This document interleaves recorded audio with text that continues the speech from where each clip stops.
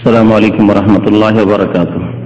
إن الحمد لله نحمده ونستعينه ونستغفره ونعوذ بالله من شرور أنفسنا ومن سيئات أعمالنا. من يهده الله فلا مضل له ومن يضلله فلا هادي له، وأشهد أن لا إله إلا الله وحده لا شريك له، وأشهد أن محمدا عبده ورسوله صلى الله تعالى عليه وعلى آله وصحبه وسلم تسليما كثيرا. أما بعد، فأعوذ بالله من الشيطان الرجيم. بسم الله الرحمن الرحيم. إذا جاءك المنافقون قالوا نشهد إنك لرسول الله والله يعلم إنك لرسوله والله يشهد إن المنافقين لكاذبون اتخذوا أيمانهم جنة فصدوا عن سبيل الله إنهم ساء ما كانوا يعملون ذلك بأنهم آمنوا ثم كفروا فطبع على قلوبهم فهم لا يفقهون. আল্লাহ পাক রব্বুল আলামিনের সমস্ত প্রশংসা যে আল্লাহ পাক রব্বুল আলামিন আমাদেরকে তার প্রতি ঈমান নিয়ে আসার তৌফিক দান করেছেন। বলুন আলহামদুলিল্লাহ।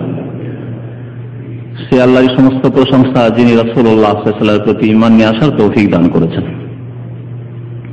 যে আল্লাহ তার খাস রহমতে আমাদেরকে শেষ নবী মুহাম্মদ রাসূলুল্লাহ সাল্লাল্লাহু আলাইহি ওয়াসাল্লামের উম্মতের অন্তর্ভুক্ত করেছেন। আজকে তাফসীর হবে সূরাতুল মুনাফিকুনের। কোরআনে কারীমের একটি সূরা, যে সূরার নামই হচ্ছে সূরা আল মুনাফিকুন, অর্থাৎ এমন এক সূরা যাতে মুনাফিকদের চিত্র তুলে ধরা হয়েছে। যদিও এই সূরাতে শুধু মুনাফিকদের চিত্র তুলে ধরা হয়নি, বরং এছাড়াও সূরা তাওবা, বিশেষ করে সূরা তাওবা বড় সূরা, সেই সূরার অধিকাংশ আয়াতগুলিতে মুনাফিকদের বিভিন্ন বদচরিত্রকে তুলে ধরা হয়েছে। আকীদার ক্ষেত্রে, আখলাক চরিত্রের ক্ষেত্রে, সমস্ত তাদের যে ইসলাম বিরোধী তৎপরতা সেগুলিকে তুলে ধরা হয়েছে এবং তাদেরকে চিহ্নিত করা হয়েছে। সূরা তাওবা নবী করিম সাল্লাল্লাহু আলাইহি ওয়াসাল্লামের শেষ জামানায় নাযিল হয়েছে মদিনায়, এবং এতে মুনাফিকদেরকে চিহ্নিত করে দেওয়া হয়েছে, শনাক্ত করে দেওয়া হয়েছে। এছাড়াও মুনাফিকদের সম্পর্কে আল্লাহ পাক রব্বুল আলামিন সূরা বাকারার প্রথম দিকে উল্লেখ করেছেন তাদের বেশ কিছু চরিত্রের কথা। ইখাদিউন আল্লাহ ওয়াল্লাযীনা আমানু, এরা আল্লাহকে এবং মুমিনদেরকে ধোঁকা দিতে চায়। একাধিক আয়াত রয়েছে সেখানে। আর সূরা নিসাতে আল্লাহ পাক মুনাফিকদের নামাজ, তাদের গাফিলতি, তাদের অলসতা, লোক দেখানো তারা নামাজ পড়ে, এসব আল্লাহ পাক বর্ণনা করেছেন। ইন্নাল মুনাফিকিনা ইখাদিউনা আল্লাহ ওয়া খাদিউহুম ওয়া ইযা কামু ইলাস সালাতি কামু কুসালা ইউরাউনা আন-নাসা ওয়া লা ইয়াযকুরুনা আল্লাহ ইল্লা কালিলা মুযাবযাবিনা বাইনা যালিকা লা ইলাহা ওয়া লা ইলাহা ওয়া। এইভাবে কোরআনে কারীমে বহু আয়াত রয়েছে মুনাফিকদের সম্পর্কে, বিশেষ করে দুইটি সূরা, সূরা মুনাফিকুন এবং সূরা তাওবা, তো মুনাফিকদের সম্পর্কে নাযিল হয়েছে বলা যেতে পারে। আল্লাহ পাক রব্বুল আলামিন বিশেষ করে মুনাফিক জাতি থেকে সতর্ক করেছেন তার রাসূল সাল্লাল্লাহু আলাইহি সাল্লামকে। কারণ মুনাফিক দিয়ে যেই ক্ষতি হতে পারে বা হয়েছে, সেই ক্ষতি অন্য কোন ইসলামের শত্রু দিয়ে হতে পারে না। কারণ মুনাফিক হচ্ছে ঘরের গুপ্ত শত্রু। যেমন আপনার কাপড়ের মধ্যে, আপনার আস্তিনে যদি সাপ লুকিয়ে থাকে, তাহলে আপনাকে দংশন করবেই। দূরে যদি সাপ থাকে তো আপনি আত্মরক্ষা করতে পারবেন না, পালাতে পারবেন, বাঁচতে পারবেন, সাপকে মেরে দিতে পারবেন। কিন্তু আপনার আস্তিনে যদি সাপ লুকিয়ে রাখেন বা সাপ ঢুকে থাকে, তাহলে বাঁচা মুশকিল আছে। মুনাফিকদের অবস্থাটা ঠিক ওই রকম। এই সূরা নাযিল হচ্ছে নবী করিম সাল্লাল্লাহু আলাইহি ওয়াসাল্লামের মদিনার জিন্দেগিতে। সূরা হচ্ছে মাদানী। আল্লাহ পাক রব্বুল আলামিন মানব জাতিকে চার ভাগে ভাগ করেছেন। এর আগেও বলেছি অনেকবারই। বলতে পারেন কেউ? মানুষকে আল্লাহ পাক চার ভাগে ভাগ করেছেন। এক ভাগ হচ্ছে প্রথম মুমিন, আহলে ঈমান, মুমিন। আর বাকি ভাগগুলি সব হচ্ছে কাফের। কাফেরদের মধ্যে রয়েছে তিন শ্রেণীর মানুষ, যাদেরকে আল্লাহ পাক তিন ভাবে সম্বোধন করেছেন। কোরআনে কারীমে এই সব শ্রেণীর মানুষের কথা আল্লাহ পাক উল্লেখ করেছেন। মুমিন ছাড়া আর কার কথা কোরআনে কারীমে আল্লাহ পাক উল্লেখ করেছেন? হ্যাঁ, একজন কি মুশরিকদের কথা। পত্তলিক যারা বা মুশরিক, আল্লাহ ছাড়া অন্যকে যারা ইবাদত বন্দেগীতে শরীক করেছে, মুশরিক যে কোনো জাতি হোক না কেন, যারা বহুত্ববাদী। নবী করিম সাল্লাল্লাহু আলাইহি ওয়াসাল্লামের জামানায় মক্কার লোকেরা মুশরিক ছিল, আরবরা মুশরিক ছিল। পুতুলের পূজায় হোক, আর মাটির পূজা হোক, আর গাছের পূজা হোক, আর 3.5 হাতের কবরের মাজারের পূজা হোক, এই এক জাতি আল্লাহ পাক উল্লেখ করেছেন কোরআনে কারীমে মুশরিক, তাদেরকে বলেছেন ইন্নামাল মুশরিকুনা নাজাস, নিশ্চয় মুশরিক হচ্ছে নাপাক। আল্লাহ পাক বলেছেন ফালা ইয়াকরাবুল মসজিদাল হারাম, সুতরাং মসজিদে হারামের নিকটে যেন এরা না আসে বাদা আমিহিম হাজা, এই বছরের পরে। সূরা তওবা আল্লাহ পাক উল্লেখ করেছেন মুশরিকদের কথা। কোরআনে কারীমে বহু আয়াতে মুশরিকদের কথা উল্লেখ করা হয়েছে। মা কানা লিল মুশরিকিনা ইয়ামুরু মাসাজিদ আল্লাহ, মুশরিকদের জন্য হতেই পারে না যে তারা আল্লাহর মসজিদকে আবাদ করবে। মুশরিক আল্লাহর মসজিদকে, আল্লাহর ঘরকে আবাদ করতে পারে না। শাহিদিন আলা আনফুসিহিম বিল কুফর, তাহলে মুশরিক বা শিরক করা হচ্ছে কুফরি, আল্লাহ পাক বলছেন। হ্যাঁ, দুই জাতি হইল। আর হ্যাঁ, মুনাফিক যাদের কথা আমাদের সামনে রয়েছে, মুনাফিক 3 শ্রেণী হইল। আর কাফের, মুমিন ছাড়া বাকি যে 3 শ্রেণী সকলেই কাফের। তাহলে এইভাবে ভাগ করতে পারে। প্রথম, মানব জাতিকে 2 ভাগে আল্লাহ পাক দিন নাযিল করে, আম্বিয়া রসুল পাঠিয়ে, কিতাব নাযিল করে, হ্যাঁ, হক গ্রহণ করলো না করলো না। যারা সত্যকে গ্রহণ করেছে তারা মুমিন প্রত্যেক যুগে, যারা সত্যকে অস্বীকার করেছে তারা হচ্ছে কাফের। অস্বীকার, আল্লাহকে অস্বীকার করুক অথবা আল্লাহর অস্তিত্বের সাথে অন্যের পূজায় লিপ্ত হোক, যেমন মুশরিক, অথবা মুখে আল্লাহকে স্বীকার করলো কিন্তু অন্তরে আল্লাহকে স্বীকার করলো না, যেমন মুনাফিক। হ্যাঁ, অথবা আল্লাহকে স্বীকার করেছিল তারা, কিন্তু আল্লাহ পাক যত রাসূল নবী পাঠিয়েছেন তাদের সকলের প্রতি ঈমান নিয়ে আসলো না। বিশেষ করে শেষ রাসূল সাল্লাল্লাহু আলাইহি সাল্লাম, যাকে আল্লাহ পাক রব্বুল সারা বিশ্বের সমস্ত মানুষের জন্য প্রেরণ করেছেন, তার প্রতি ঈমান নিয়ে আসলো না, অস্বীকার করলো। কারা তারা? ইহুদি এবং নাসারা, আহলে কিতাব। তাহলে তাদের বলতে হবে 4 নম্বরে হচ্ছে আহলে কিতাব। কোরআনে কারীমে এই 4 প্রকার সম্বোধন আছে। ইয়া আইয়ুহাল্লাযীনা আমানু, মুমিনদেরকে আল্লাহ সম্বোধন করেছেন। মুনাফিকদের কথা আল্লাহ উল্লেখ করেছেন। মুশরিকদের কথা আল্লাহ উল্লেখ করেছেন। আর ইয়া আহলাল কিতাব, হে কিতাব ধারণকারীরা, তোমাদের কাছে কিতাব পাঠিয়েছিলাম, নবী রাসূল পাঠিয়েছিলাম, মুসা আলাইহিস সালাম, ঈসা আলাইহিস সালাম, যাকারিয়া, ইয়াহইয়া, ইউসুফ, ইসহাক, ইয়াকুব, তোমাদের নবী সব অসংখ্য নবী বনি ইসরায়েলের মধ্যে আল্লাহ পাক পাঠিয়েছিলেন। ইয়া আহলাল কিতাব, হে কিতাব ধারণকারীরা, তোমাদের কাছে তাওরাত ছিল, ইনজিল ছিল, আছেও, তা তোমরা বিকৃত করেছো। তাতে এখন পর্যন্ত যে ইনজিল বারনাবা, যাতে অনেক কিছুই সত্য রয়েছে, বিকৃতগুলির মধ্যে অনেকটাই ভালো ইনজিল যেটি,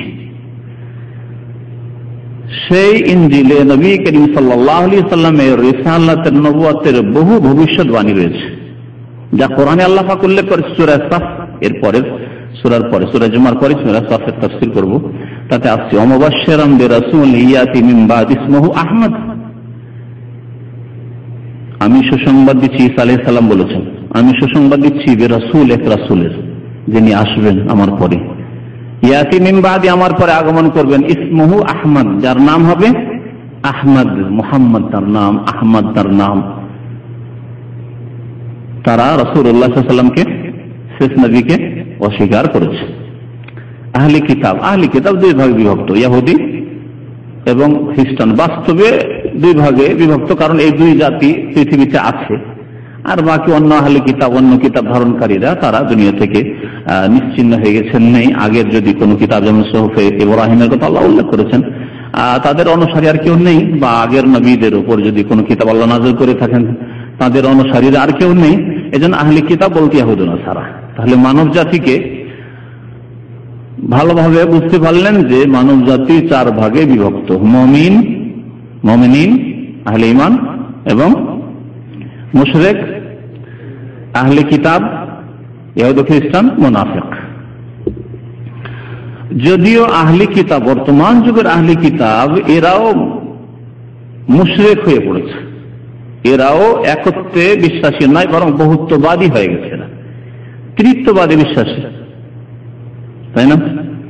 আল্লাহর পুত্র সাব্যস্তকারী ইহুদিরা বলল, আল্লাহ কোরআনে বলছেন যে ওয়াকালাতুল ইয়াহুদু উযাইরুন বিনুল্লাহ ওয়াকালাতুন নাসারা আল মাসীহ ইবনুল্লাহ, যারা আল্লাহর পুত্র সাব্যস্তকারী তারা মুশরিক।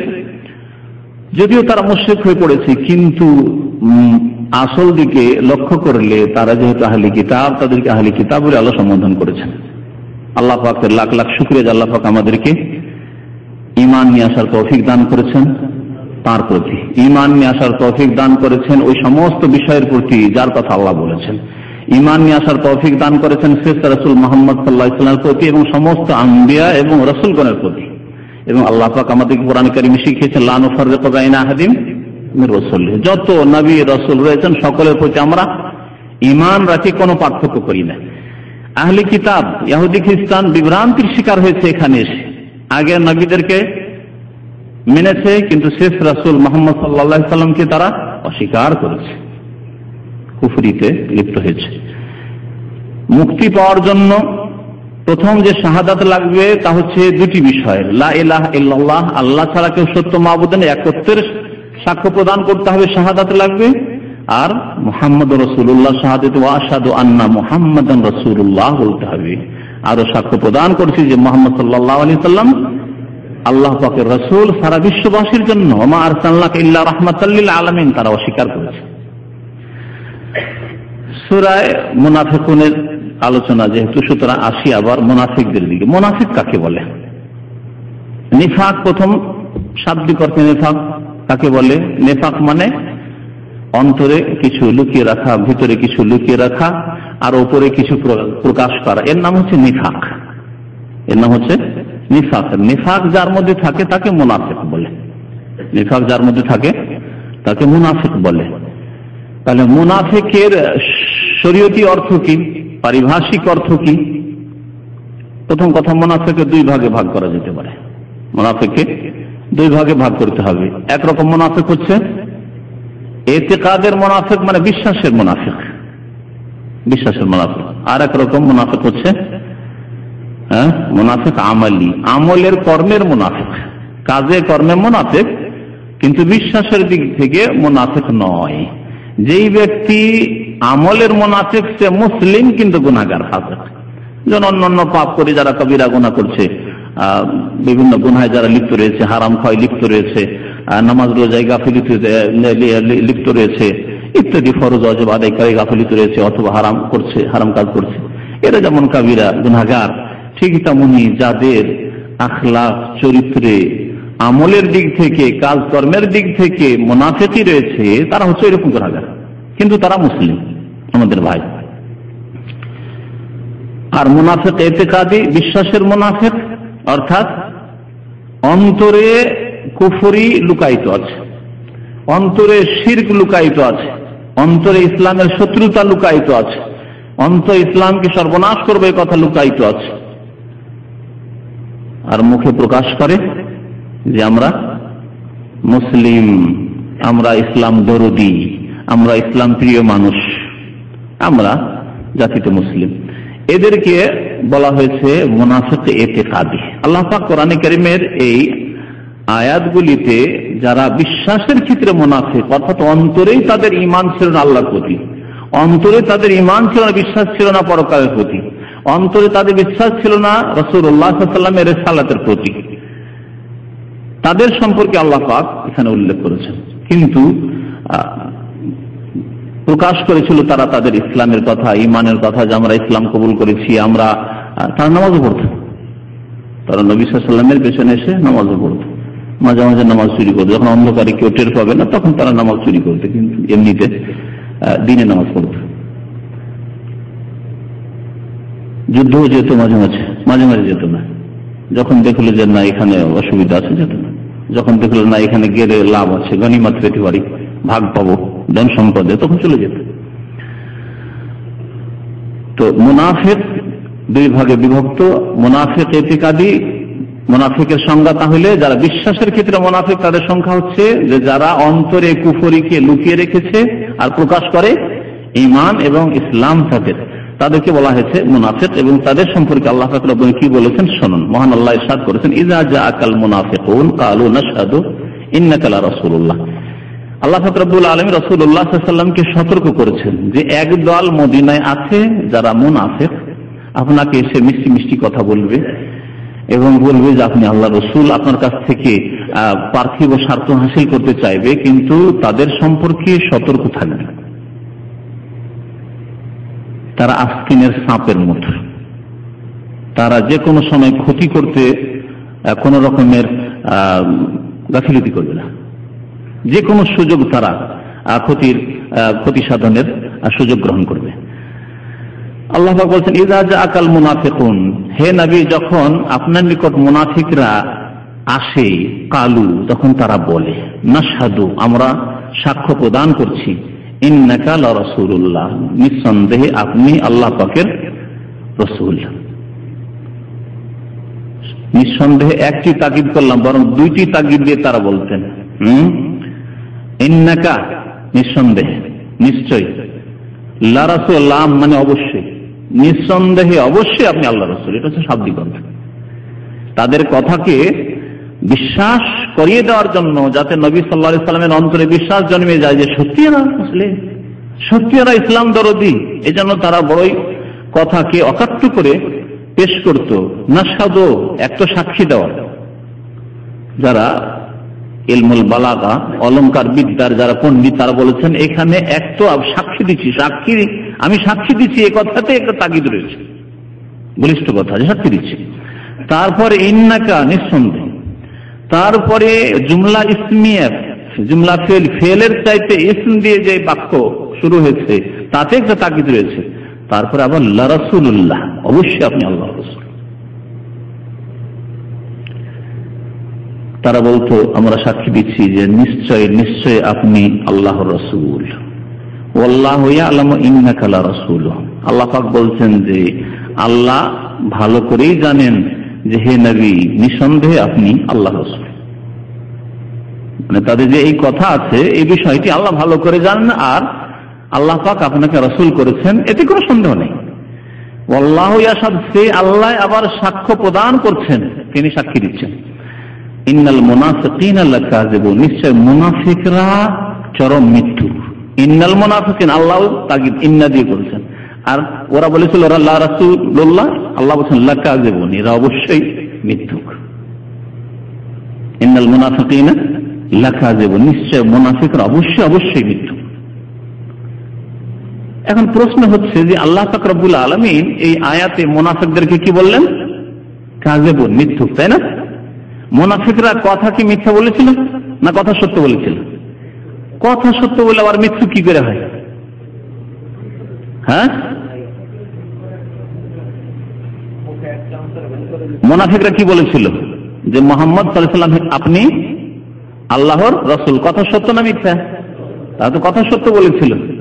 তো আল্লাহ বললেন না কেন যে তোমরা কথা সত্যি বলেছো, সত্যবাদী? তারপর আল্লাহ বলছেন তোমরা মিথ্যুক। কেন আল্লাহ মিথ্যুক বললেন?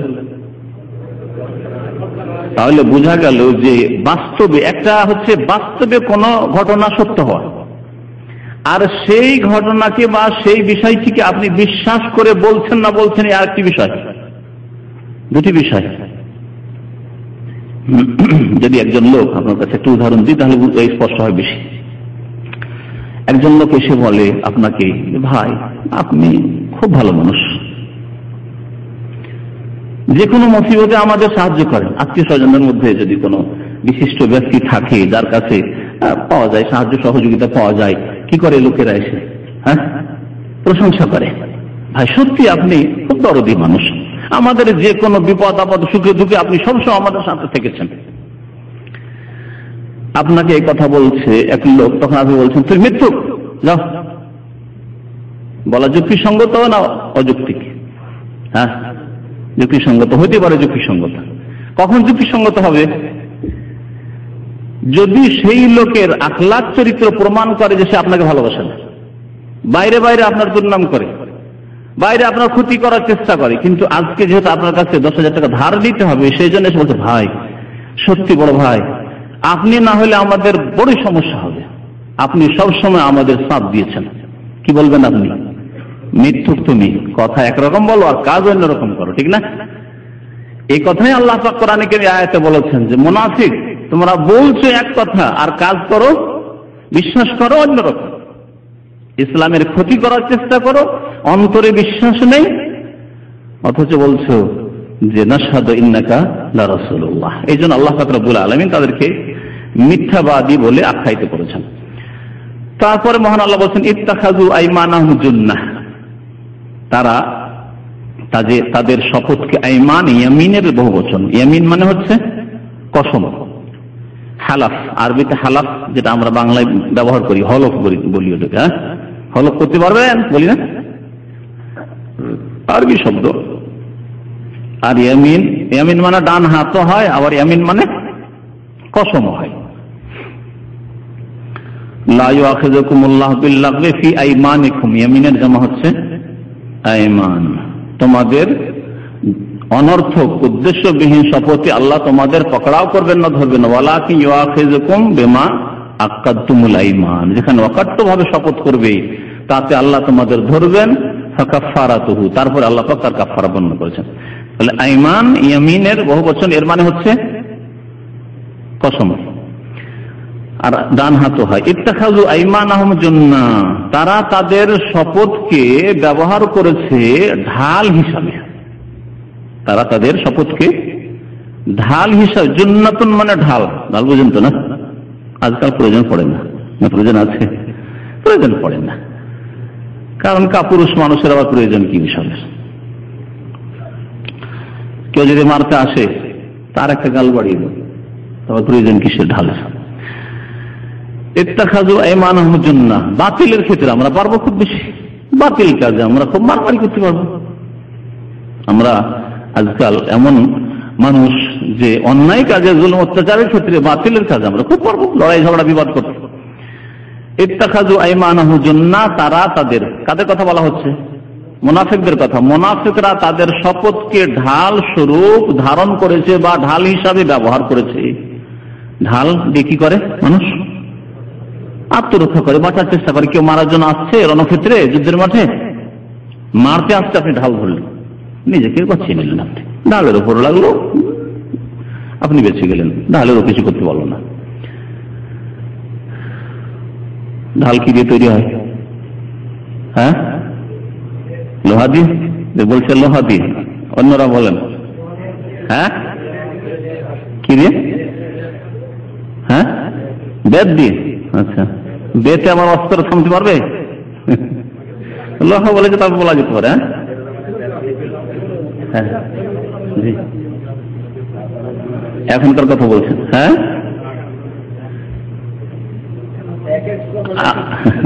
হ্যাঁ হ্যাঁ, কি দিয়ে? বেত দিয়ে। কে ঢাল দেখাবার জন্য? তাহলে ওই যে আমাদের মহরম খেলে বিদাতিরা, ওই সব দেখাবার জন্য। কিন্তু কাজের ঢাল চামড়া দিয়ে, শক্ত গন্ডারের চামড়া দিয়ে তৈরি হয়, যাতে কাটতে পারবে না অস্ত্র। নবী সাল্লাল্লাহু আলাইহি ওয়াসাল্লামের জামানায় শক্ত চামড়া দিয়ে ঢাল তৈরি হতো। ইত্তাখাযু আইমানাহুম জুন্নাহ, তারা তাদের ঢালকে, তাদের শপথকে, কসমকে ঢাল স্বরূপ ব্যবহার করেছে। ঢাল দিয়ে মানুষ নিজেকে বাঁচায়, তারা কসম খেয়ে শপথ করে নিজেকে বাঁচাতো বিপদ আপদ থেকে। বিশ্বাস জন্মাবার চেষ্টা করতো নবী সাল্লাল্লাহু আলাইহি ওয়াসাল্লামের মনে, তারপরে নবী সাল্লাল্লাহু আলাইহি ওয়াসাল্লাম আর কিছু বলবেন না, তাদেরকে বিশ্বাস করে এরা আমাদেরই লোক। তাই এরা কসম করে বলছে, মিথ্যা কথা বলতে পারে? এত অকাট্য কসম করছে, আল্লাহর কসম, আল্লাহর কসম, রাসূল, ইয়া রাসূলুল্লাহ আপনার সাথে আছি, আমরা আপনার খুব দরদি, আপনার জন্য সবসময় আমরা চিন্তাশীল, কসম করে যদি বলে, বিশ্বাস করেনি তো রাসূলুল্লাহ সাল্লাল্লাহু আলাইহি ওয়াসাল্লাম। কোরআনের আয়াতগুলি নাযিল হয়ে তাদেরকে শনাক্ত করার আগে পর্যন্ত অনেক সময় বিশ্বাস করেন, কিন্তু কথা সত্যি হয়তো বলছে তারা। আল্লাহ পাক তাই কোরআনে কারীমের সূরা তাওবার যে মুনাফিক সম্পর্কে যে আয়াতগুলি আছে, তার একটি আয়াতে বলেছেন ওয়ামিম্মান হাওলাকুম মিনাল আরাবি মুনাফিকুন। আল্লাহ বলছেন, হে নবী, এই যে মদিনার আশেপাশে যেসব বেদুইন যাযাবর রয়েছে, এদের মধ্যে মুনাফিক রয়েছে। তা আল্লাহ শনাক্ত করেন আশেপাশে মুনাফিক আছে। আর তারপরে আরো বলছেন যে কথা নয় যে মদিনায় মুনাফিক না, মদিনার বাইরে শুধু বেদুইন যাযাবরগুলি মুনাফিক আছে। ওয়ামিন আহলিল মাদিনাতি মারাদু আলা নিফাক, আর মদিনাবাসীদের মধ্যেও অনেক আছে শুধু মুনাফিক নয়, মুনাফিকের শীর্ষ স্থানে পৌঁছে আছে। মারাদু আলা নিফাক, নেফাকে কপটতায় তারা শীর্ষ স্থান দখল করে আছে।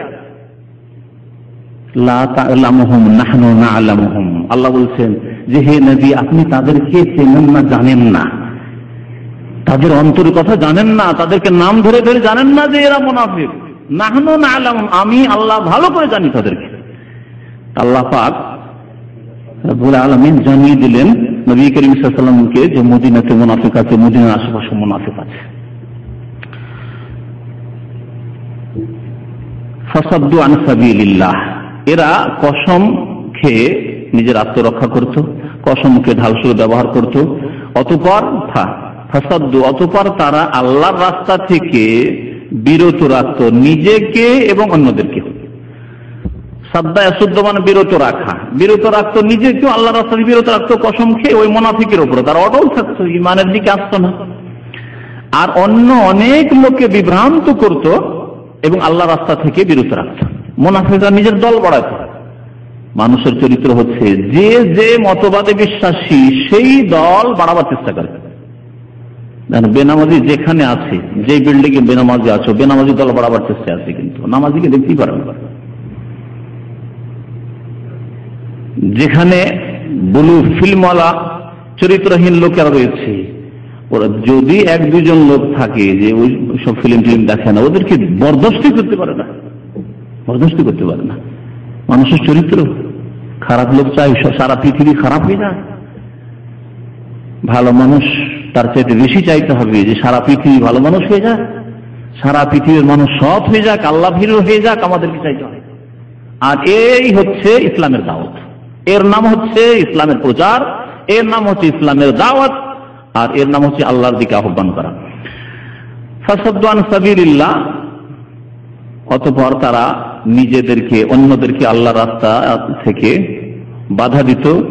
ইন্নাহুম সাআ মা কানু ইয়ামালুন, তাদের এই কাজ অত্যন্ত ঘৃণিত কাজ। নিশ্চয়ই সাআ মা কানু ইয়ামালুন, তারা যেসব কাজ করত অত্যন্ত নোংরা কাজ ছিল, খারাপ কাজ ছিল। এত নোংরা কাজ তারা কেন করত? কারণ মুনাফিকই হচ্ছে নোংরা চরিত্র। যদি আপনার কোনো ক্ষেত্রে আপত্তি থাকে সরাসরি সামনে বলে দিলেন, তাহলে স্পষ্ট হয়ে গেল যে আপনি কি বিশ্বাস করেন। আর স্পষ্ট হওয়ার পরে আপনাকে বোঝাবার চেষ্টা করা হইল, হয়তো আল্লাহ পাক আপনার সংশয় দূর করে দিল, আপনি সংশোধন হয়ে গেলেন। আর না হইলেন, আল্লাহ যা ভাগ্যে রেখেছে গেলেন, আপনি গুমরা হইলেন হলেন। স্পষ্ট মুনাফিকি চরিত্র খুব নোংরা নিকৃষ্ট চরিত্র। মুখে ফুটে বলবেও না, প্রকাশও করবে না, ধরাও পড়বে না যে সংশোধনের চেষ্টা করা হবে। আর ভিতরে ভিতরে ইসলামের শত্রুতা লুকায়িত আছে। আল্লাহকে ভালোবাসে না, তার রাসূলকে ভালোবাসে না, পরকালে বিশ্বাস করে না, নেক লোকদেরকে ভালোবাসে না, আল্লাহর দ্বীনের প্রচার হোক, কোরআন হাদিসের প্রচার হোক, তাও চাই না, কিন্তু বোঝা যায় না। এই জন্য আল্লাহ বলছে ইন্নাহুম সাআ মা কানু ইয়ামালুন, মুনাফিকরা যে আমলগুলি করে, কর্মগুলি, সেগুলি অত্যন্ত নোংরা। কেন এইরকম নোংরা কাজে তারা লিপ্ত? তার কারণ আল্লাহ তারপরে আয়াতে বর্ণনা করেছেন যালিকা বিআন্নাহুম আমানু, কারণ তারা প্রথম ঈমান নিয়ে এসেছিল, মানে ঈমান প্রকাশ করেছিল যে আমরা ঈমান নিয়ে আসলাম, বিশ্বাস করলাম। সুম্মা কাফারু, অতঃপর তারা কুফরি করেছে। বিশ্বাসের কথা, ঈমানের কথা প্রকাশ করার পরে কুফরি করেছে।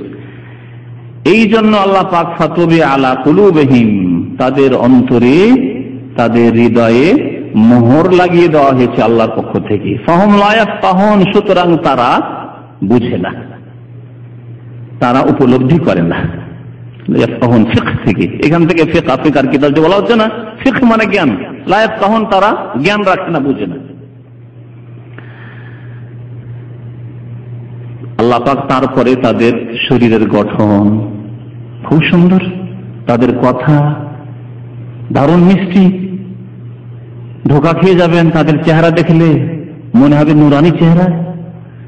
ধোকা খেয়ে যাবেন তাদের কথা শুনলে, কত বাকপটু।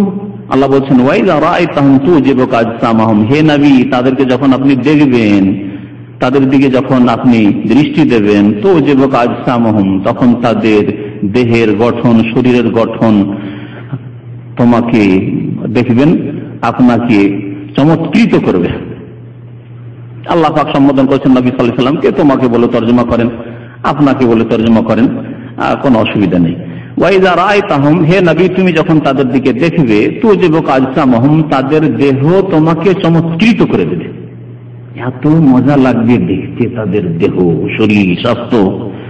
তার মানে মদিনার মুনাফিকরা বেশ দেখতে সুন্দর ছিল, দেহের গঠন বেশ সুন্দর ছিল তাদের, কিন্তু তা কাজে আসেনি।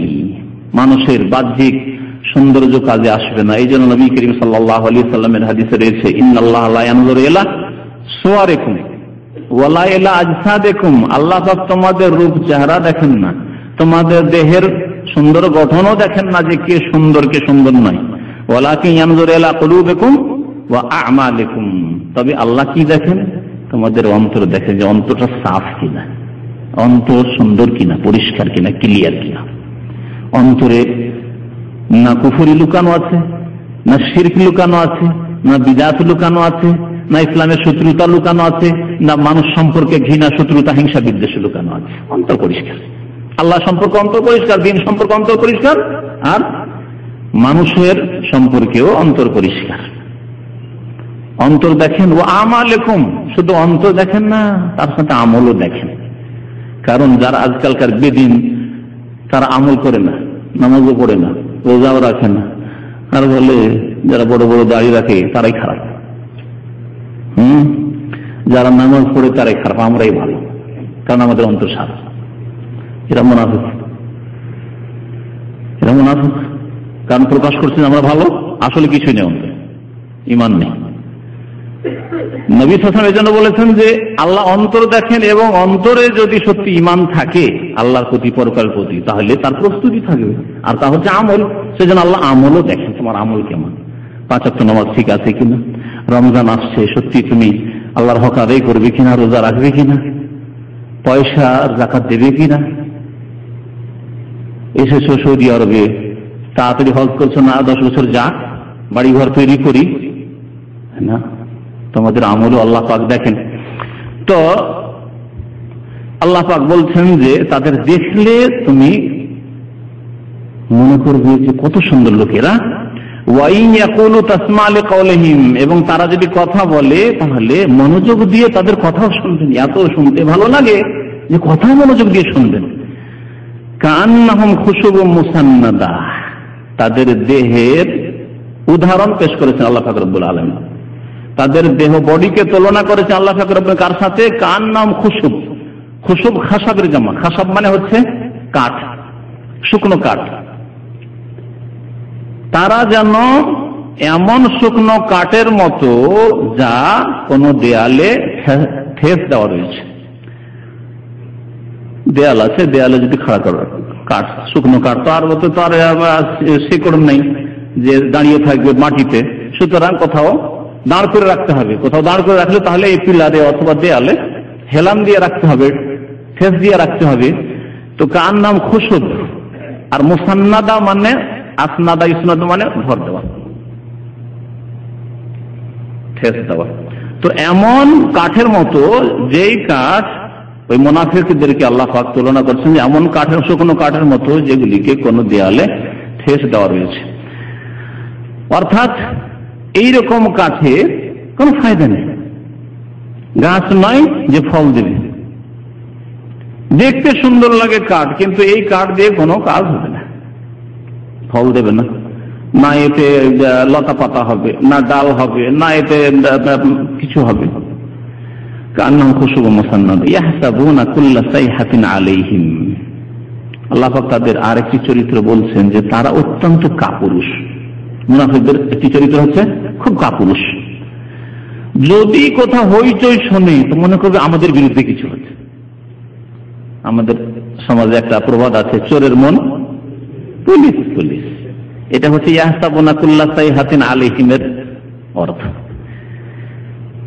এই কোরআনে কারীমের আয়াতও এক রকমের প্রবাদ। ইয়াহসাবুনা কুল্লা সাইহাতিন, সাইহাতিন মানে যে কোনো শোরগোল, যে কোনো শোরগোল কোথায় হোক না তারা ধারণা করে যে আমাদের বিরুদ্ধে কিছু হচ্ছে। কোথাও যদি কোনো আলোচনা হয় আমাদের সম্পর্কে হয়তো আলোচনা আছে, কোথাও কিছু যদি হয় একটা আওয়াজ হয় আমাদের বিরুদ্ধে কেউ আসছে হয়তো আমাদেরকে মারার জন্য, আমাদেরকে ধরার জন্য। আল্লাহ পাক তারপর বলছেন হুমুল আদু, এরাই হচ্ছে শত্রু হে নবী মুহাম্মদ সাল্লাল্লাহু আলাইহি ওয়াসাল্লাম। ফাহজারহুম, সুতরাং তাদের থেকে সতর্ক সাবধান থাকো। ফাহজারহুম হুমুল আদু ফাহজারহুম কাতালাহুমুল্লাহ, আল্লাহ পাক তাদের সর্বনাশ করুক। কাতালা ইউকাতিলু মানে যুদ্ধ করা, এটা হচ্ছে শাব্দিক অর্থ।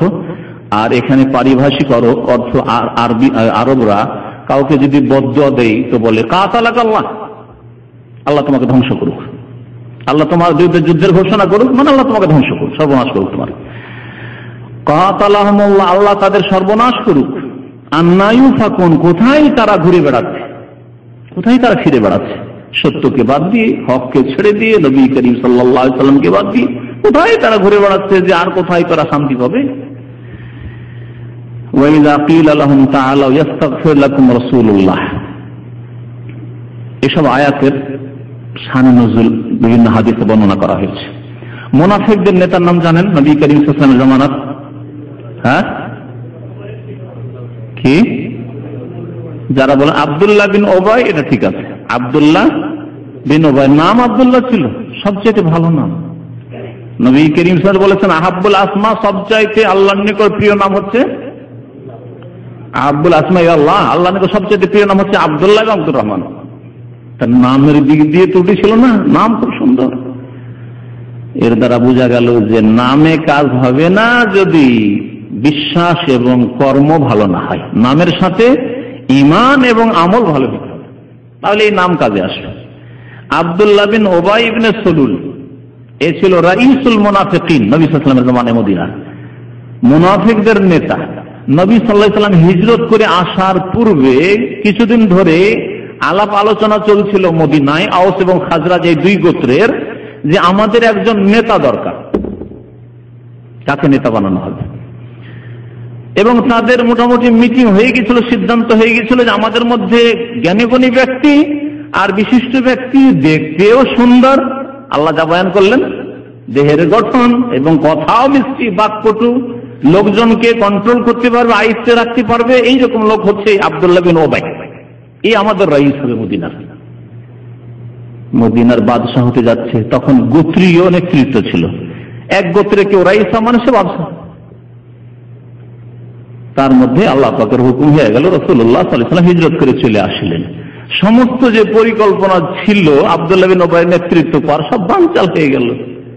কত বড় শত্রুতা অন্তরে আসতে পারে চিন্তা করুন। এই সময় যারা দুনিয়া লোভী, তাদের কত বড় আঘাত লাগতে পারে দুনিয়ার স্বার্থে, যারে মোহাম্মদ যদি না আসতো তো আমি কোথা থেকে কোথায় পৌঁছে যেতাম, কি করলো রে, সর্বনাশ করে দিল আমার। এই যে শত্রুতা তার অন্তরে সৃষ্টি হইল, নিজে তো মুনাফিক হইল, অনেক মুনাফিক তৈরি করলো। মাত্র 3 বছরের মধ্যে ওহদের যুদ্ধে রাসূলুল্লাহ সাল্লাল্লাহু আলাইহি ওয়াসাল্লাম যাচ্ছেন, 1000 জন, ভাবছেন এরা সকলে আমার সাহাবী। মদিনার বাইরে সামান্য একটু দূরে গিয়ে, ওহদ আর মদিনার মাঝখানে একটি জায়গা রয়েছে, সেখানে গিয়ে আব্দুল্লাহ বিন ওবাই 300 জনকে নিয়ে আলাদা হয়ে গেল। আগে থেকে যেত না হইতো, কিন্তু না, গেল। কি জন্য? রহস্য আছে। আগে থেকে যদি না যেত তাহলে এই 700 সাহাবায়ে কেরাম, যারা খাঁটি সাহাবায়ে কেরাম, তারা আগে থেকে মানসিক আর সার্বিক প্রস্তুতি নিয়ে যাচ্ছেন, আমরা 700 দিয়ে কাফেরদের মোকাবিলা করে আসবো না, 1000 1000। আর রাস্তায় গিয়ে যখন কাফেরদের কাছাকাছি হয়েছি, হঠাৎ করে যদি নিজেদের মধ্য থেকে, দলের মধ্য থেকে বেশ কিছু লোক, 300-র মতো লোক চলে যায়, তাহলে তখন মনোবল ভেঙে পড়তে পারে। আরে কি হবে রে, কি হবে, ওরা 3000 আর আমরা 1000 ছিলাম, তাতে 300 চলে গেল, কি হবে। উদ্দেশ্য ছিল এইরকম যে বাকি, আমরা তো আমি 300 নিয়ে গেলাম, আর বাকি যে 700 আছে এরাও যাতে করে পালিয়ে যায়, মুহাম্মদ রাসূলুল্লাহ সাল্লাল্লাহু আলাইহি ওয়াসাল্লামকে ছেড়ে দিয়ে এই কাজ করেছিল। তাহলে মাত্র 2 বছর পর তৃতীয় হিজরিতেও 300 মুনাফিক সাথে নিয়ে যাচ্ছে। আরো কিছু হয়তো যারা মাজুর ছিল মদিনার, এইরকম দল পাকিয়ে ফেলেছিল সে মুনাফিক আব্দুল্লাহ বিন ওবাই। তার ছেলের নামও আব্দুল্লাহ ছিল, অবশ্য খাঁটি মুসলমান, দেখছেন। তার ছেলের নাম ছিল আব্দুল্লাহ বিন ওবাই বিন সলুল। খাঁটি মুসলিম। হাফিজ ইবনে কাসির রাহমাতুল্লাহ আলাইহি ওই হাদিস উল্লেখ করেছেন যে একবার এই আব্দুল্লাহ মুনাফিকের ছেলে, মুনাফিকের নেতা যে তার ছেলে আব্দুল্লাহ, যিনি খাঁটি মুসলমান, শুনতে পেলেন যে রাসূলুল্লাহ সাল্লাল্লাহু আলাইহি ওয়াসাল্লাম নাকি হুকুম দিয়েছেন আমার আব্বাকে হত্যা করার। মাঝে মাঝেই ওমর রাদিয়াল্লাহু তাআলা আনহু বলতেন, যখনই এইরকম মুনাফিক যখন শত্রুতা দেখাতো, প্রকাশ পেয়ে যেত, ওমর রাদিয়াল্লাহু তাআলা বলতেন যে ইয়া রাসূলুল্লাহ দানি আযরিব হাযাল মুনাফিক, আমাকে শুধু অনুমতি দেন, ছেড়ে দেন, আমি এই মুনাফিকের গর্দন উড়িয়ে দিচ্ছি। এতে খবর পৌঁছে গেছিল, হয়তো নবী সাল্লাল্লাহু আলাইহি ওয়াসাল্লাম অনুমতি কখনো দেননি। উত্তরে কি বলতেন যে লা হাত্তা লা ইয়াতাহাদ্দাসান নাস আন্না মুহাম্মাদান ইয়াকতুলু আসহাবাহু, যাতে লোকেরা এইরকম সমালোচনা করার সুযোগ না পায় যে মুহাম্মদ কেমন নিষ্ঠুর মানুষ, নিজের সঙ্গীদেরকে হত্যা করছে। আসলে তো মুনাফিক সঙ্গী নয়, কিন্তু যেহেতু ইসলাম কবুল করে কলিমা পড়ে আছে, লোকেরা এই কথা ওড়াবে যে নিজের সাথী সঙ্গীকে মেরে ফেলে দিচ্ছে, এই জন্য মারা গেল না। তার ছেলে কোন এক সংবাদ পেলেন, তথ্য ভুল ছিল, যে নবী সাল্লাল্লাহু আলাইহি সাল্লাম নাকি বলেছেন যে আব্দুল্লাহ বিন উবাই মুনাফিককে মেরে দাও। দৌড় দিয়ে আসলেন নবী সাল্লাল্লাহু আলাইহি ওয়াসাল্লামের কাছে আর বললেন, ইয়া রাসূলুল্লাহ, আপনি নাকি হুকুম দিয়েছেন, যদি হুকুম দিয়ে থাকেন অন্য কাউকে এই হুকুমটা দিয়ে দেন না, আমাকে দেবেন, আমাকে দেবেন, কারণ আমি আমার বাবাকে মারবো, কার উপর আমার আক্ষেপ থাকবে না, কার উপর শত্রুতা থাকবে না, কোনো কিছু থাকবে না, আমি মেরেছি। আল্লাহর দিন কে মজবুত করতে গিয়ে আল্লাহর দিনের শত্রুকে আমি মেরেছি। কিন্তু অন্য কোনো ব্যক্তি যদি আমার বাবাকে খুন করে, যখনই আমার সামনে নজরে পড়বে, মনে শয়তান সুযোগ নিতে পারে যে এ আমার বাবার খুন, আমার বাবাকে এই লোকটি হত্যা করেছে, তো এমন যাতে না হয়, সেজন্য আমার হাত দিয়ে আপনি ওকে হত্যা করাবেন। নবী করিম সাল্লাল্লাহু আলাইহি ওয়াসাল্লাম বলেন, না, হত্যা করা হবে না। মুনাফিক এই আব্দুল্লাহ বিন উবাই মুনাফিক যখন এইরকম খারাপ আচরণ দেখাতো বিভিন্ন ঘটনায়, একদল বলা হলো তাকে যে যাও নবী সাল্লাল্লাহু আলাইহি ওয়াসাল্লামের দরবারে যাও, তিনি হায়াত রয়েছেন, সুতরাং তার দরবারে যাও, ভুল স্বীকার করো এবং আল্লাহ নবী সাল্লাল্লাহু আলাইহি ওয়াসাল্লামের কাছে দরখাস্ত করো যে আল্লাহ পাকের কাছে তিনি দোয়া করবেন, তোমার জন্য মাগফিরাতের দোয়া করবেন, আল্লাহ পাক মাফ করে দেবেন, এবং তুমি আল্লাহ পাকের কাছে দোয়া করবে। যাও, অস্বীকার করলো, যেতে অস্বীকার করলেন। তাই আল্লাহ পাক কোরআনে কারিমে আয়াত নাযিল করলেন, ওয়াইযা কিলা লাহুম, যখন তাদেরকে বলা হইতো, এই আব্দুল্লাহ বিন উবাই মুনাফিক এবং তার সাথী সঙ্গীদেরকে বলা হতো, তাআলাও, এসো, তাআল যে আজকাল ব্যবহার করছেন না, তাআল এসো, আর তাআলাও মানে তোমরা এসো, ইস্তাগফির লাকুম রাসূলুল্লাহ, আল্লাহ রাসূল সাল্লাল্লাহু আলাইহি ওয়াসাল্লাম তোমাদের জন্য মার্জনা কামনা করবেন। নবী করিম সাল্লাল্লাহু আলাইহি ওয়াসাল্লামের জীবদ্দশায় আল্লাহ পাকের কাছে মার্জনার জন্য নবী সাল্লাল্লাহু আলাইহি ওয়াসাল্লামের কাছে যাওয়া এবং বলা যে ইয়া রাসূলুল্লাহ ইস্তাগফিরলি, আমার জন্য আল্লাহর কাছে, আমি ভুল করেছি, অন্যায় করেছি, গুনাহ করেছি, আমার জন্য আল্লাহ পাকের কাছে একটু মাগফিরাতের দোয়া করেন, মার্জনা কামনা করেন। এটি কোরআনে কারীমের আদেশ ছিল। এই আদেশ হচ্ছে কোরআনে কারীমের আদেশ এবং নবী করিম সাল্লাল্লাহু আলাইহি ওয়াসাল্লামের সাহাবায়ে কেরাম আদেশ। কোন ভুল করলে নবী সাল্লাল্লাহু আলাইহি ওয়াসাল্লামের কাছে গিয়ে খাঁটি সাহাবায়ে কেরাম যারা, তারা বলতেন ইয়া রাসূলুল্লাহ ইস্তাগফিরলি, আমার জন্য একটু আল্লাহ পাকের কাছে গুনার মাফ চান, যাতে আল্লাহ আমাকে মাফ করে দেন। কিন্তু নবী সাল্লাল্লাহু আলাইহি ওয়াসাল্লাম ইন্তেকালের পরে যদি কেউ যায় নবী সাল্লাল্লাহু আলাইহি ওয়াসাল্লাম কবরের কাছে আর গিয়ে বলি ইয়া রাসূলুল্লাহ, হে আল্লাহ রাসূল ইস্তাগফিরলি, আমার জন্য আল্লাহর কাছে ক্ষমা চান, কি সুন্নাত না বিদআত? বিদআত, শিরকের রাস্তা। সতর্ক, বিদআতীদের লক্ষণ হচ্ছে যে নবী সাল্লাল্লাহু আলাইহি ওয়াসাল্লাম যে হায়াতে ছিলেন আর দুনিয়া থেকে বিদায় নিয়ে ইন্তেকাল করেছেন, দুইটার মধ্যে পার্থক্য করে না। এখনো মদিনা গেলে নবী সাল্লাল্লাহু আলাইহি ওয়াসাল্লামের কবর মোবারকের সামনে দাঁড়িয়ে বলে ইয়া রাসূলুল্লাহ, হে আল্লাহ রাসূল আপনি দয়া করুন, ইয়া রাসূলুল্লাহ আমার জন্য একটু আল্লাহর কাছে ক্ষমা করুন। যদিও নবীর কাছে নাও চায়, দরখাস্ত করে যে আল্লাহর কাছে চেয়ে দেন, তবুও এই শিরকের রাস্তা, এই বিদআত, যেই বিদআত শিরক পর্যন্ত পৌঁছেছে। কারণ তার বিশ্বাস যে নবী সাল্লাল্লাহু আলাইহি ওয়াসাল্লাম শুনছেন এবং আমার ডাকে সাড়া দেবেন, এবং নবী করিম সাল্লাল্লাহু আলাইহি ওয়াসাল্লামের আমল বন্ধ হয়নি, এখনো তিনি দোয়া করতে পারেন, এখনো কার জন্য ইস্তেগফার করতে পারেন। এই আকীদা আছে, এই আকীদা বহু মুসলিম বিদআতি আলেম সমাজের আছে।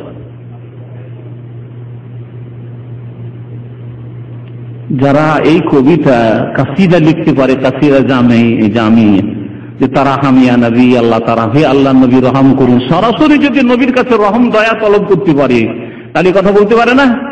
ওর চাইতে তো হালকা। হ্যাঁ, ইয়া রাসূলুল্লাহ আমার জন্য একটু আল্লাহর কাছে দোয়া করেন, আল্লাহ যেন আমাকে মাফ করে দেয়, আমি একটা ভুল করে এসেছি। এই কাজ করছি। বহু লোক সেখানে দুরূদ সালাম শুধু পড়তে যায় না, এইসব শিরক বিদআত করতে যাচ্ছে, ঈমান হারিয়ে আসছে ওখানে গিয়ে। আল্লাহ পাক বলছেন যে মুনাফিকদেরকে যখন বলা হতো ওয়াইযা কিয়াল তাআলাউ ইশু ইস্তাগফির লাকুম রাসূলুল্লাহ, তোমাদের জন্য আল্লাহ রাসূল সাল্লাল্লাহু আলাইহি ওয়াসাল্লাম মার্জনা কামনা করবেন, লাওয়া রুউসাহুম, তখন তারা তাদের মাথা ফিরিয়ে নেবে, দরকার নেই, যাব না। লাওয়া ইউলাউবি মানে হচ্ছে মুড়ে নেওয়া বা ফিরিয়ে নেওয়া, তাদের মাথা ফিরিয়ে নিত। ওয়ারাআইতাহুম ইয়াসুদ্দুন, এবং তাদেরকে দেখবে হে নবী ইয়াসুদ্দুন, তারা নিজেকে বাধা দান করে, অন্যকেও বাধা দান করে। নামাজ যেতে হবে না, কি দরকার? ইয়াসুদ্দুন, বাধা সৃষ্টি করে। কি জন্য যাবে ভুল স্বীকার করতে? কি জন্য যাবে? তাকে বল দরকার কি? ওয়াহুম মুস্তাকবিরুন, এবং এরা হচ্ছে অহংকারী, আল্লাহর সামনে অহংকারী, রাসূলুল্লাহ সাল্লাল্লাহু আলাইহি ওয়াসাল্লামের সামনে অহংকারী, আল্লাহর দ্বীনের সামনে অহংকারী। ওয়াহুম মুস্তাকবিরুন, এরা হচ্ছে অহংকারী। সাওয়াউন আলাইহিম আস্তাগফারতা লাহুম আম লাম তাস্তাগফির লাহুম, তারপরে আল্লাহ পাক নবী সাল্লাল্লাহু আলাইহি ওয়াসাল্লাম বলছেন যে তাদেরকে বলা হয়তো যে যাও নবী তোমাদের জন্য দোয়া করবে, নবী তুমি যদি দোয়াও করতে তাদের জন্য আল্লাহ মাফ করতেন না, কারণ আল্লাহ তাদের অন্তঃকরণ সম্পর্কে সম্যক জ্ঞানী, ভালো করে জানেন যে এদের সংশোধন হবে না, করবে না এরা সংশোধন। তাহলে কি করে দোয়া কবুল হবে? তাহলে বোঝা গেল যে মানুষ যদি চেষ্টা না করে সংশোধনের, শুধু দোয়া করলে কাজ হবে না।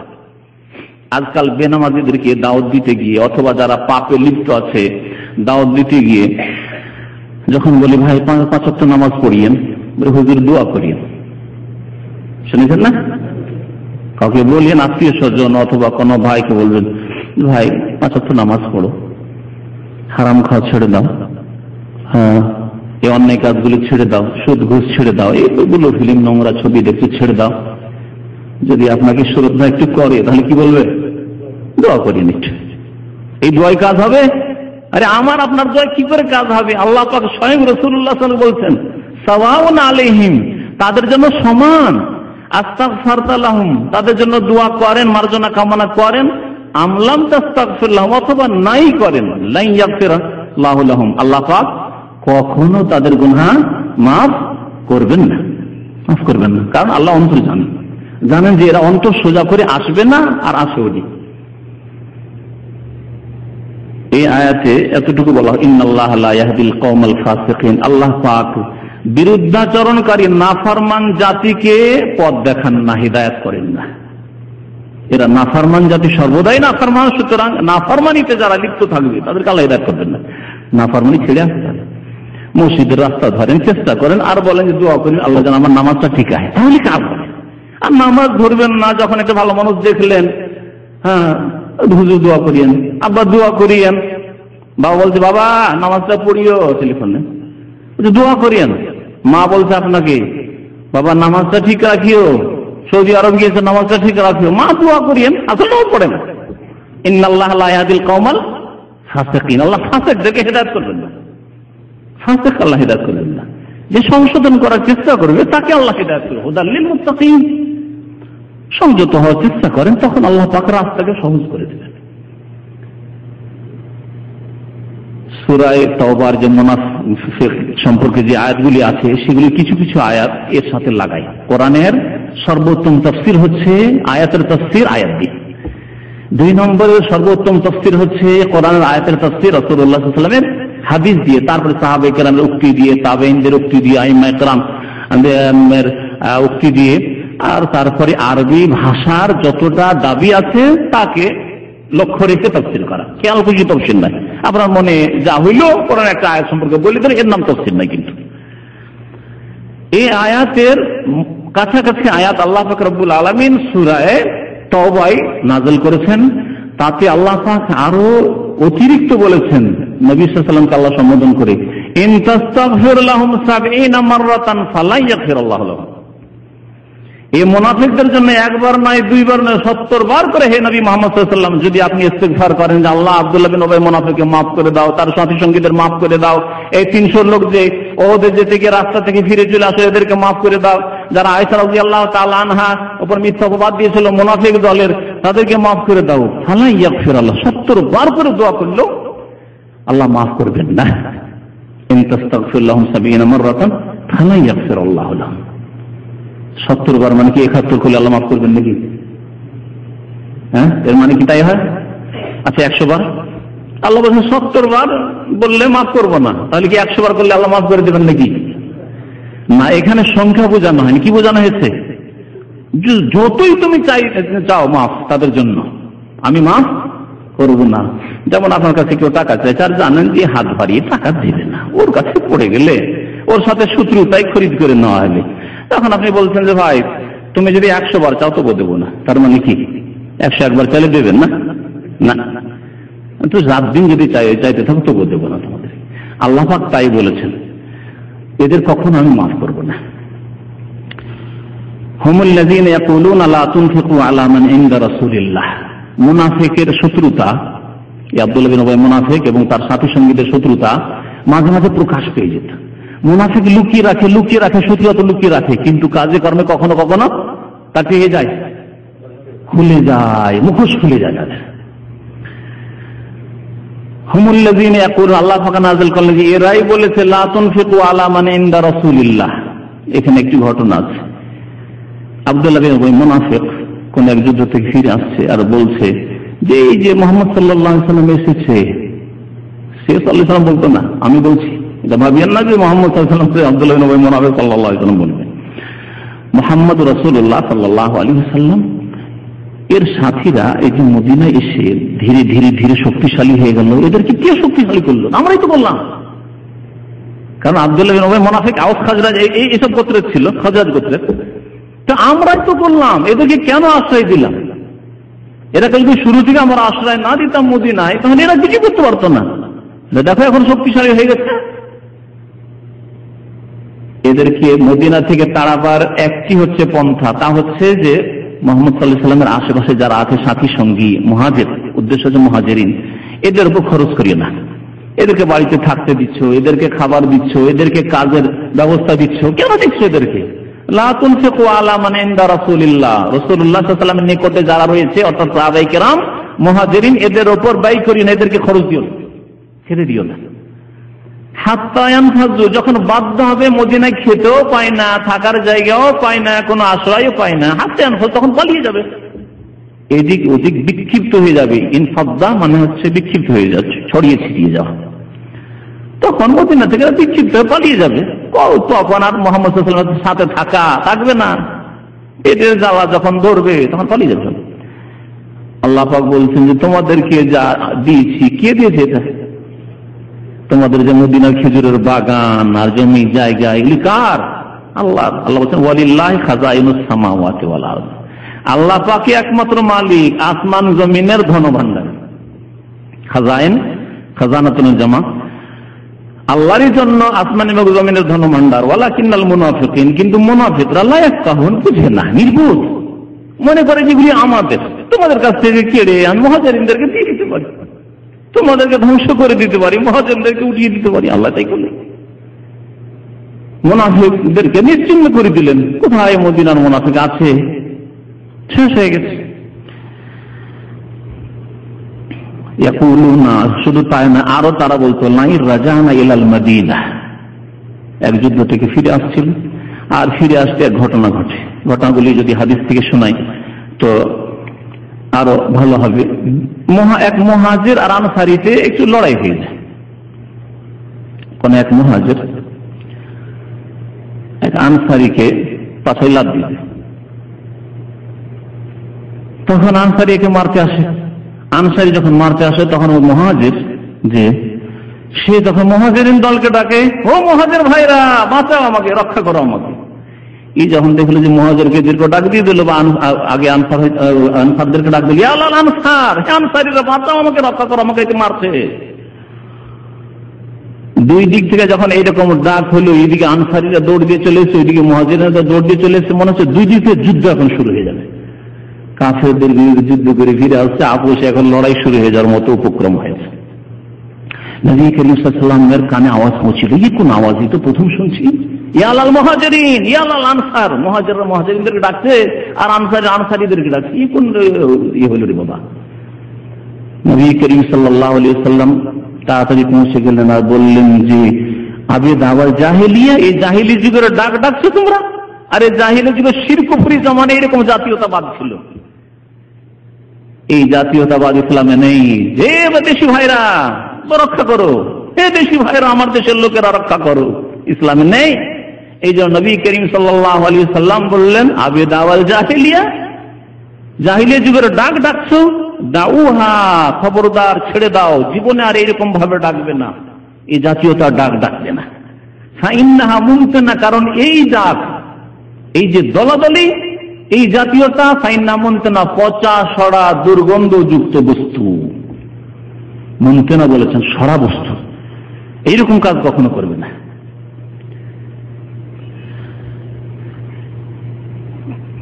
তারপরে এই ঘটনা থামিয়ে দিলেন রাসূলুল্লাহ সাল্লাল্লাহু আলাইহি ওয়াসাল্লাম, মারামারি হতে যাচ্ছিল, থামিয়ে দিলেন।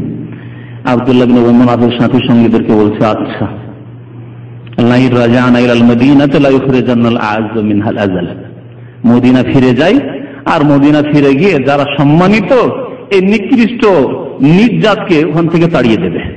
তার উদ্দেশ্য ছিল যে আমি শ্রেষ্ঠ, আজ সম্মানিত, আর আমার সাথী সঙ্গী যারা মুনাফিক তারা সম্মানিত, আর নিকৃষ্ট নিজ জাত হচ্ছে মুহাম্মদ সাল্লাল্লাহু আলাইহি ওয়াসাল্লাম নাউযুবিল্লাহ এবং তার সাথী মুহাজির, এদেরকে মক্কাবাসী যারা এসে এখানে আশ্রয় নিয়েছে রিফিউজিরা রাখে।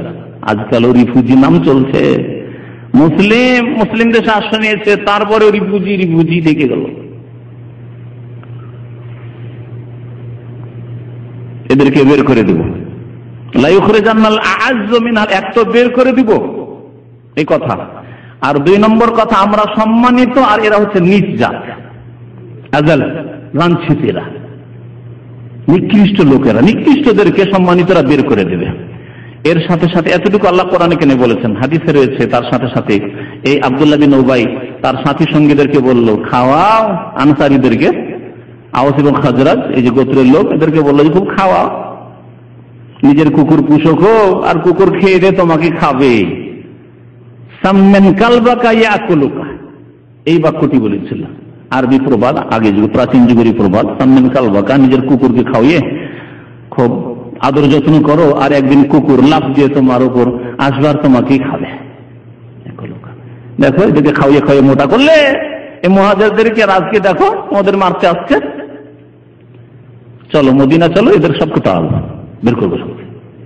আল্লাহ পাক নাযিল করে দিলেন আয়াত, ইয়াকুলুনা লা ইরজানা ইলাল মদিনা, তারা বলেছিল, অর্থাৎ মুনাফিকরা বলেছিল, যদি আমরা মদিনা ফিরে চলে যাই, লা ইখরিজান্নাল আ'আজ্জ মিনহাল আযাল, সেখানে গিয়ে সম্মানিতরা লাঞ্ছিতদেরকে, নিজ জাতদেরকে, মিনহা মানে মিনাল মদিনা, মদিনা থেকে বের করে দেবে অবশ্যই, অর্থাৎ আমরা তাদেরকে বের করে দেব।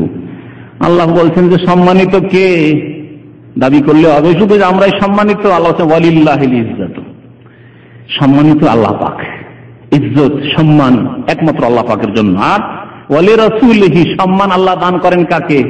তার রাসূলকে, সম্মান তার রাসূলের জন্য। ওয়ালিল মুমিনিন, আল্লাহ পাক আর সম্মানিত কাকে করেন? মুমিনদেরকে, যারা রাসূলের সাহায্য সহযোগিতা করেছে। ইন তানসুরুল্লাহ ইয়ানসুরকুম, আল্লাহর দ্বীনের তোমরা সাহায্য করো তো আল্লাহ পাক তোমাদের সাহায্য করবেন। ওয়ালাকিন্নাল মুনাফিকিনা লা ইয়ালামুন, কিন্তু মুনাফিকরা জানে না, মনে করে যে আমরাই সম্মানিত। আসলে সম্মানের মালিক একমাত্র আল্লাহ, সুতরাং যাকে সম্মান দেন তিনি সম্মানিত হন।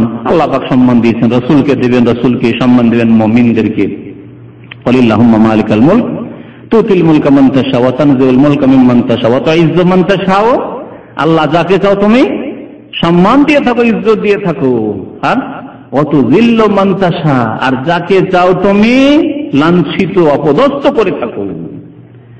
ওয়া তুইজ্জু মান তাশা ওয়া তুযিল্লু মান তাশা বিয়াদিকাল খাইর, সার্বিক কল্যাণ আল্লাহ তোমার হাতে রয়েছে। তো আল্লাহ পাক রব্বুল আলামিন জানিয়ে দিলেন যে হে নবী সাল্লাল্লাহু আলাইহি সাল্লাম, সম্মানিত তারা নয়, তারাই নিকৃষ্ট নিজ জাত মুনাফিকরা, আর সম্মানিত আল্লাহ পাক যাকে করেন তিনি সম্মানিত, আর তিনি হচ্ছেন আল্লাহ রাসূল এবং মুমিনগণ। ওয়ালাকিন্নাল মুনাফিকিনা লা ইয়ালামুন, মুনাফিকরা আসলে পরিণতি সম্পর্কে জানে না যে পরিণতির মালিক কে। ওয়াল আকিবাতুল লিল মুত্তাকিন, আল্লাহ ভীরুদের জন্য শেষ পরিণাম রয়েছে, আল্লাহ পাক তাদেরকে সম্মানিত করবেন। তারপরে বিষয়বস্তু আলাদা শুরু হচ্ছে, তা হচ্ছে যে ধন সম্পদ, সন্তান সন্ততি। হে মুমিন মুসলিম, তোমাদেরকে আল্লাহ থেকে, আল্লাহর জিকির আজকার থেকে, ফরজ ইবাদত বন্দেগী থেকে যেন গাফিল না করে। মহান আল্লাহ ইরশাদ করতে, আইয়ুহাল্লাযীনা আমানু, হে মুমিনরা, লা তুলহিকুম আমওয়ালুকুম ওয়ালা আওলাদুকুম, তোমাদেরকে গাফিল যেন না করি। আমওয়ালুকুম তোমাদের ধন সম্পদ, ওয়ালা আওলাদুকুম এবং তোমাদের সন্তান সন্ততি, আন যিকরিল্লাহ আল্লাহ পাকের জিকির থেকে, আল্লাহ পাকের স্মরণ থেকে। আল্লাহর জিকির দুই রকম, ফরজ জিকির আর নফল জিকির। কোনটার কথা আগে বলবেন? ফরজ। আল্লাহ পাক ফরজকে উদ্দেশ্য করেছেন। জিকিরুল্লাহ, আল্লাহর জিকির হচ্ছে লা ইলাহা ইল্লাল্লাহর প্রতি বিশ্বাস, এটি হচ্ছে ফরজ জিকির। এবং তার স্বীকৃতি দান করা, কালিমা পড়া, আশহাদু আল্লা ইলাহা ইল্লাল্লাহ ওয়া আশহাদু আন্না মুহাম্মাদুর রাসূলুল্লাহ পড়া। আল্লাহ পাকের জিকির হচ্ছে 5 ওয়াক্ত নামাজ, আকিমিস সালাতা লিযিকরি, আমার স্মরণ, আমার জিকিরের উদ্দেশ্য নামাজ পড়ো। আল্লাহ পাকের জিকির হচ্ছে মাহে রমজানের সিয়াম, আল্লাহকে স্মরণে রেখেছে সেই ব্যক্তি রোজা রাখবে, আর যে আল্লাহকে ভুলে গেছে রোজা কেন রাখবে? আল্লাহ পাকের জিকির হচ্ছে যাকাত, আল্লাহকে স্মরণ আছে যে আমি এই মালের শতকরা 2.5 টাকা যদি না দিই, আমার যদি খাদ্যদ্রব্যের ওসুর না দিই, তো আমার সবকিছু হারাম হয়ে যাবে। আল্লাহর জিকির, আল্লাহর স্মরণ আছে, তাই তো করছে সে। এ হচ্ছে আল্লাহর ফরজ জিকির। আল্লাহ পাকের ফরজ জিকির হচ্ছে হজ। হজের আয়াতগুলির সাথে সাথে কতবার করে আল্লাহ পাক উযকুরুল্লাহ উযকুরুল্লাহ, হ্যাঁ বলেননি? জি। সুতরাং আল্লাহ পাকের ফরজ জিকিরের আগে হেফাজত করতে হবে, তারপরে নফল জিকির আজকার। নবী করিম সাল্লাল্লাহু আলাইহি সাল্লাম সর্বদাই আল্লাহ পাকের জিকির আজকার করতেন। কানে যিকরুল্লাহ আলা কুল্লি আহিয়ানিহি, অন্তরের জিকির, অর্থাৎ আল্লাহকে কখনো ভুলে না যাওয়া, হারাম নাজায়েজে লিপ্ত না হওয়া, সাগীরা গুনাহ পর্যন্ত যাতে না হয়। কারণ আল্লাহকে স্মরণ রেখেছেন, আপনি আল্লাহকে স্মরণ রেখেছেন, এবং আল্লাহ ফেরেশতারা যে পাহারা দিচ্ছে, নোট করছে, তাও স্মরণ রেখেছেন। আল্লাহর জিকির, এই জিকির সবচেয়ে বেশি সংশোধন করতে পারে। মন্ত্রের জিকির মানুষও সংশোধন করতে পারবে না যদি অন্তরের জিকির ঠিক না থাকে। যদি অন্তর থেকে আল্লাহকে স্মরণে না রাখেন, হালাল এবং হারাম বেছে জীবন যাপন করতে হবে, ক্ষুদ্র থেকে ক্ষুদ্র নাজায়েজ অপছন্দনীয় বস্তু থেকে বেঁচে থাকতে হবে, এইরকম জিকির যদি আসলে অন্তরে না থাকে, তাহলে সুবহানাল্লাহ সুবহানাল্লাহ সুবহানাল্লাহ সুবহানাল্লাহ আলহামদুলিল্লাহ লা ইলাহা ইল্লাল্লাহ এটা কোনোদিন সংশোধন হবে না। তবে নফল জিকির আজকার অবশ্যই আছে। নফল জিকির আজকারের ক্ষেত্রে আবার সুন্নতি জিকির আছে, বিদআতি জিকির। আজকাল অধিকাংশ আমাদের উপমহাদেশের মুসলিমরা বিদআতি জিকিরে লিপ্ত আছে। যেগুলি নফল বা সুন্নতি জিকির, সেই জিকিরগুলি করে না। নফল জিকিরের মধ্যে যেগুলি সুন্নতি জিকির আজকার, অর্থাৎ পূর্ণাঙ্গ বাক্য দিয়ে জিকির আজকার, সুবহানাল্লাহ, আলহামদুলিল্লাহ, আল্লাহু আকবার, লা ইলাহা ইল্লাল্লাহ, সুবহানাল্লাহি ওয়া বিহামদিহি, সুবহানাল্লাহিল আযীম, লা হাওলা ওয়ালা কুওয়াতা ইল্লা বিল্লাহ। হ্যাঁ, এছাড়াও বহু জিকির আজকার, সকালের জিকির, সন্ধ্যার জিকির, ঘুমের পূর্বের জিকির, ঘুম থেকে উঠে জিকির, বাথরুমে যাওয়ার জিকির, বাথরুম থেকে বেরিয়ে আসার জিকির, মসজিদে ঢোকার জিকির, মসজিদ থেকে বেরিয়ে আসার জিকির, বাজারে যাওয়ার জিকির। এই জিকিরগুলি হচ্ছে সুন্নতি নফল জিকির। সুন্নতি জিকির করেন আমাদের মানুষরা, জিকির আল্লাহু আল্লাহু আল্লাহু আল্লাহ, আর না হয় ইল্লাল্লাহ ইল্লাল্লাহ, না হু হু হু, এগুলোর নাম জিকির, এগুলোর নাম জিকির না। তাহলে বুঝতে পারছেন, জিকির প্রথম হচ্ছে ফরজ জিকির। ফরজ জিকির যা ফরজ, আল্লাহ পাকের বিধি বিধান মেনে চলা, হারাম থেকে বেঁচে থাকা, এবং ফরজ ওয়াজিবাত আদায় করা, বিশ্বাসের ক্ষেত্রে, কথার ক্ষেত্রে, আমলের ক্ষেত্রে। যার উদাহরণ দিলাম 5 ওয়াক্ত নামাজ, রোজা, হজ, যাকাত, এগুলি সব আল্লাহ পাকের জিকির আজকাল। এমনকি মাতা পিতার সেবা আল্লাহর জিকির। কারণ মাতা পিতার সেবা একজন করে শুধু মা বাপকে খুশি করার জন্য, আর একজন করে আল্লাহকে খুশি করার জন্য। কার খিদমত সুন্দর হবে বেশি বলেন দেখি? হ্যাঁ, যেই ব্যক্তি মাতা পিতার খিদমত করে কিন্তু আল্লাহকে খুশি করার জন্য, তার খিদমত সবচেয়ে সুন্দর হবে। কেন? যুক্তি, মাতা পিতাকে শুধু খুশি করার জন্য জিকির করে। যদি মাতা পিতা একবার কোন এমন কথা বলে অথবা বাড়িতে তাড়িয়ে দেয়, বৃদ্ধ বাবা, আর আপনি সব খরচ চালাচ্ছেন, তারপরেও আপনাকে বলছে যা বাড়িতে যা যা, কিছু দেবো না, তুই যা, জমি জায়গায় ভাগ দেবো না, বাহ, কি করবেন বলেন? আর দেবেন কিছু? আর পয়সা পাঠাবেন? পাঠাবেন না যদি শুধু মা বাবাকে খুশি করার জন্য খিদমত করেন, আর পাঠাবেন না। কারণ যাকে খুশি করতে চান সে তো নারাজ, তারপরে বাড়িতে বের করে দিয়েছে, আপনি দেবেন না। পক্ষান্তরে আল্লাহকে রাজি করার জন্য যদি মাতা পিতার সেবা করেন, যদিও বাবা বলে তোকে 1 পয়সা দেব না, জমির ভাগ দেব না, ভিটে মাটিতে ভাগ দেব না, না দেন, আমি ইন্নামা নুতিমুকুম লিওয়াজহিল্লাহ, দিয়েন না, কিছু দিয়েন না, আমি আল্লাহকে রাজি করার জন্য আপনাদের যা করছি আল্লাহকে রাজি করার জন্য, ঠিক না? আপনার জবাব তখন এরকম হবে। দেখলেন কত পার্থক্য? তাহলে মাতা পিতার সেবা, এমনকি যে কোনো মুসলিম ভাইয়ের সাথে আমার আখলাক, আচরণ, সালাম, দোয়া, কি জন্য? ওকে খুশি করার জন্য, আমরা রবকে খুশি করার জন্য, রবকে খুশি করার জন্য। আসসালামু আলাইকুম ওয়া রাহমাতুল্লাহ আপনাকে বলে আল্লাহকে খুশি করার জন্য। আমি দেখি যে বারবার আপনাকে সালাম দিয়ে আপনি কখনো আমাকে দেন না, অথচ সমবয়স্ক একই রকমের একই পর্যায়ের লোক, কখনো কখনো তো আপনি দেবেন, তারপরে দিকে আপনি দেন না, শুধু সালামে নেওয়ার ধান্দায় থাকেন যে সালাম দিলে নেব। আচ্ছা না, অনেক লোক এরকম, তারপরে সালাম দিয়ে যাচ্ছেন কেন? আল্লাহকে খুশি করার জন্য। আর যদি ওকে খুশি করার জন্য দুই বেটাকে সালাম দেবো, একে সালাম দিয়ে কোনোদিন দেয় না, সালাম দিব না, হবে না? হবে না? দেখলেন? তাহলে আল্লাহ পাকের জিকির, ফরজ জিকির আজকের আগে ঠিক রাখতে হবে। তা হচ্ছে ফরজ ওয়াজিব আদায় করা, হারাম নাজায়েজ থেকে বেঁচে থাকা। তারপরে নফল জিকির আজকার, সুন্নতি তরিকায় জিকির আজকার করতে হবে, বিদাতি তরিকা আবিষ্কার করলে চলবে না। যে জিকির করতে করতে পাগল হয়ে যাও, আর এমন পাগল হয়ে যাও যে লাফ দাও, গাছে ডালে আটকে যাও, এগুলি বিদাতি জিকির আজকার, সব হচ্ছে বিদাতি জিকির আজকার। মা আনজালাল্লাহু বিহা মিন সুলতান, কোরআন এবং হাদিসের কোন প্রমাণ নেই যে খোলাফায়ে রাশেদিন, সাহাবায়ে কেরাম, 1,24,000 সাহাবী, একজন সাহাবী দেখান। আরে যদি এইরকমই হইতো যে লাফ দেওয়া, আর পুকুরে ঝাঁপ দিয়ে পড়ে যাওয়া, আর সামিয়ানার উপরে উঠে যাওয়া, আর প্যান্ডেলে উঠে যাওয়া, এসব যদি থাকতো শরীয়তে, তাহলে তো নবী সাল্লাল্লাহু আলাইহি ওয়াসাল্লাম সাহাবারা করতেন না? করতেন না? করেছেন। ইল্লাল্লাহর জিকির কোন হাদিসে আছে? আল্লাহু আল্লাহু শুধু জিকির কোন হাদিসে আছে? হু হু জিকির আছে, যেগুলো বিভিন্ন স্তর আছে। এক হচ্ছে আম লোকের জিকির, বলছে জিকিরুল আম্মা, আম লোকের জিকির, আর হচ্ছে খাস লোকের জিকির, হচ্ছে আখাসুল খাস, খাওয়াসুল খাসের জিকির। এগুলি বিদাতি সুফিবাদের ভাবে ইসতিলাহ, পরিভাষা। বিশেষ বিশেষ লোক যারা একবারে খাস থেকে খাস থেকে গেছে, খাসের উপরে চলে গেছে, ওরা হু হু জিকির করলেই হয়, ফানা বিল্লাহ হয়ে গেছে। সব বিদাত, সব বিদাত। সুন্নতি জিকির আজকারের তরিকা বললাম, ফরজ ওয়াজিবের হেফাজত করেন, হারাম নাজায়েজ থেকে বেঁচে থাকেন, সবচেয়ে বড় জিকির। আপনি আমার সাথে খারাপ ব্যবহার করেন, তারপরে মুসলিম ভাই যেন সালাম দেবো আপনাকে, সালাম আলাইকুম, খুব বেশি যদি কথা না বলি সালাম দেবো, মনে কিছু রাখবো না। যদি আপনি মিলতে আসেন, আপনার থেকে আগে বেড়ে আপনার সাথে মিলবো, কারণ আল্লাহকে স্মরণ রাখি আমি। এইভাবে মানুষকে মানুষের মতো তৈরি করে, সত্যিকার অর্থে মুমিন তৈরি করে ইসলাম। এই হচ্ছে আল্লাহ পাকের জিকির আজকার। আসলে আল্লাহ পাক বলছেন যে আইয়ুহাল্লাযীনা আমানু, হে মুমিনরা, লা তুলহিকুম আমওয়ালুকুম ওয়ালা আওলাদুকুম, তোমাদের ধন সম্পদ, তোমাদের সন্তান সন্ততি আল্লাহর জিকির থেকে যেন তোমাদেরকে গাফিল না করে দেয়। নামাজের জন্য গাফিলতি না চলে আসে, ধন সম্পদের জন্য, হিসাবের জন্য, টাকা পয়সার জন্য, ছেলে মেয়েদের জন্য।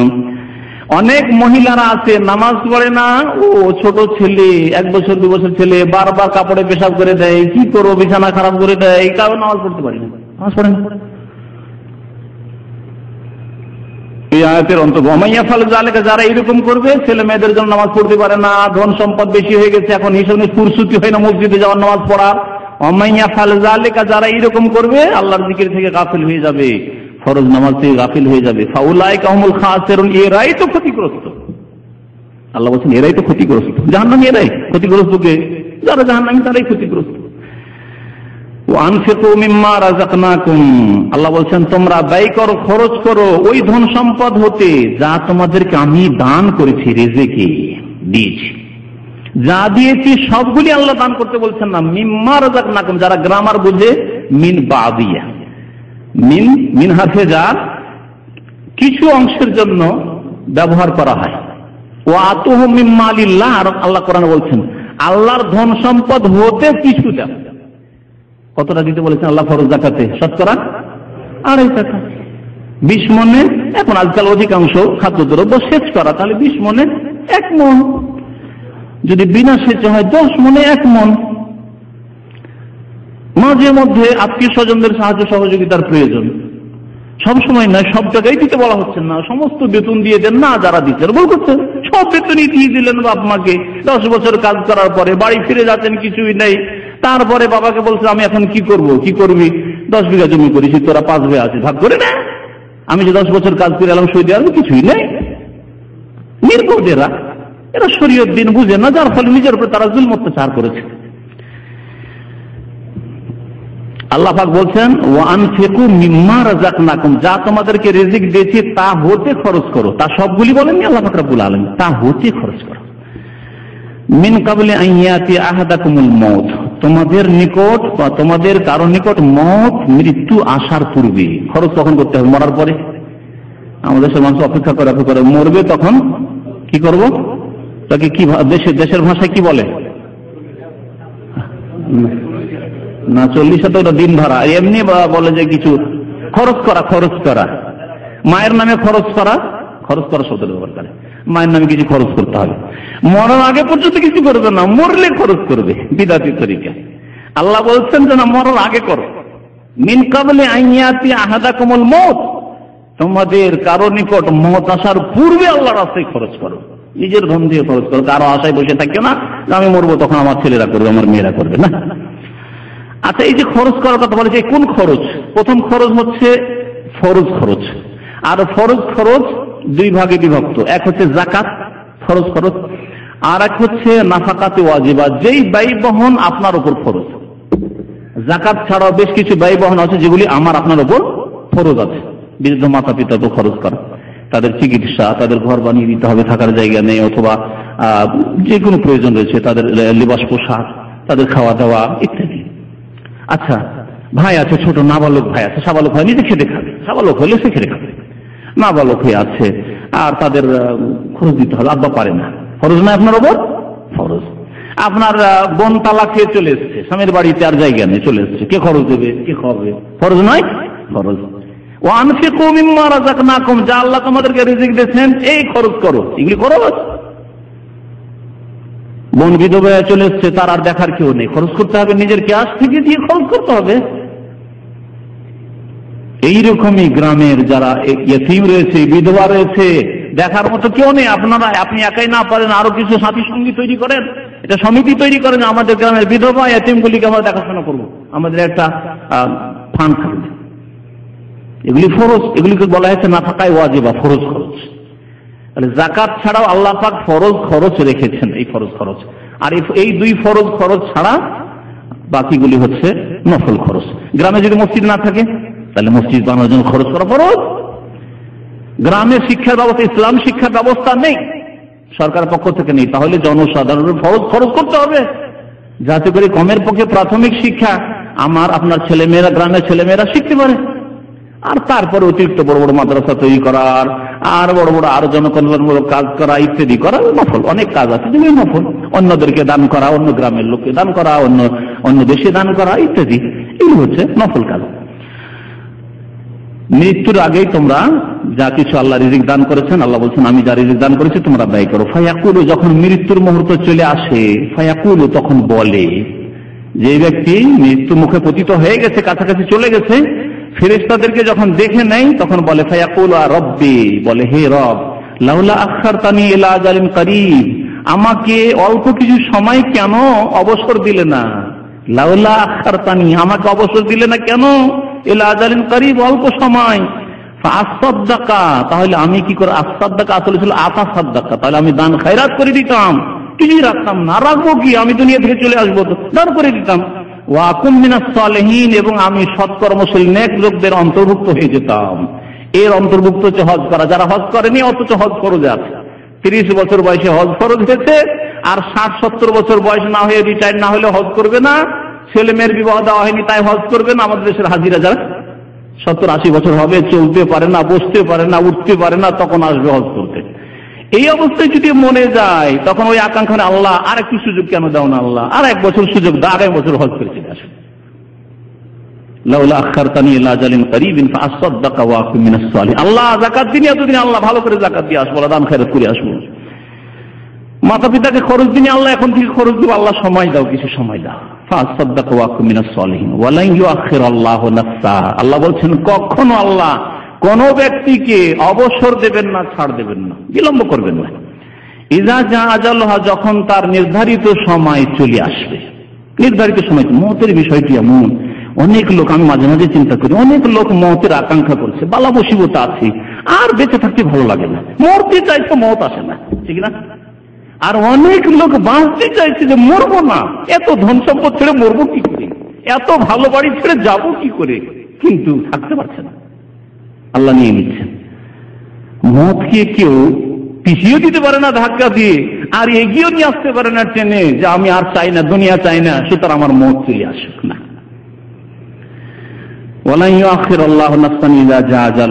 আল্লাহ পাক কোন ব্যক্তিকে অবসর দেবেন না, ইযা জা আজালুহা, যখন তার নির্ধারিত সময় চলে আসবে। ওয়াল্লাহু খাবীরুম বিমা তা'মালুন, তোমরা যা কিছু করো সে সম্পর্কে আল্লাহ পাক খবর রাখেন, সম্যক জ্ঞানী। আল্লাহ পাক যেন আমাদেরকে নেক আমলের তৌফিক দান করেন।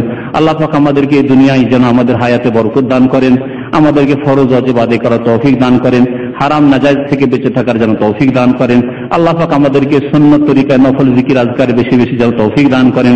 আমিন ইয়া রাব্বাল আলামিন। সুবহান রাব্বিকা রাব্বিল ইজ্জাতি আম্মা ইয়াসিফুন ওয়া সালামুন আলাল মুরসালিন ওয়ালহামদুলিল্লাহি রাব্বিল আলামিন।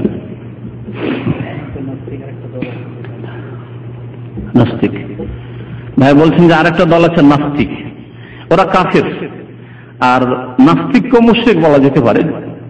কোরআনে কারিমে নাস্তিকদেরকে সম্বোধন এই জন্য করা হয়নি যে 1400 বছর আগে যখন কোরআনে কারিম নাযিল হয় তখন নাস্তিকদের সংখ্যা না বরাবর ছিলই না বললেই চলে। সুতরাং আর নাস্তিকতা প্রকৃতি বিরোধী মানুষ। যদি বলি এই চশমাটি এমনিতে হয়ে গেছে, বিশ্বাস করবেন? অটোমেটিক হয়ে গেছে, বিশ্বাস করবেন? সাধারণ একটা ছোট ছেলে যদি 10 বছর হয় তারপর বলে এই চশমাটা কোথাও তৈরি হয়েছে, তারপরে কিনে নেওয়া হয়েছে, অথবা ফ্রিতে আপনাকে দিয়েছে, তারপর আপনার কাছে এসেছে, তাই না? তাহলে এই বিশাল পৃথিবী, আসমান জমিন, পাহাড় পর্বত, নদী নালা, সাগর মহাসাগর এমনিতে কি করে হয়ে গেছে? শুধু নাস্তিকতা একেবারে চরম প্রকৃতি বিরোধী বিষয়। সেই জন্য নাস্তিকদের কথা আল্লাহ পাক কোরআনে কারিমে তেমন উল্লেখ করেননি একটি আয়াত ছাড়া, আর সেই জামানায় ছিল না। আর আজকেও আলহামদুলিল্লাহ নাস্তিকতা যেসব দেশে মাথা চাড়া দিয়ে উঠেছিল, যেমন সোভিয়েত ইউনিয়ন, রাশিয়া এবং তার সাথে যেসব দেশগুলি ছিল, চীন, সেসব দেশে ফেল হয়ে গেছে।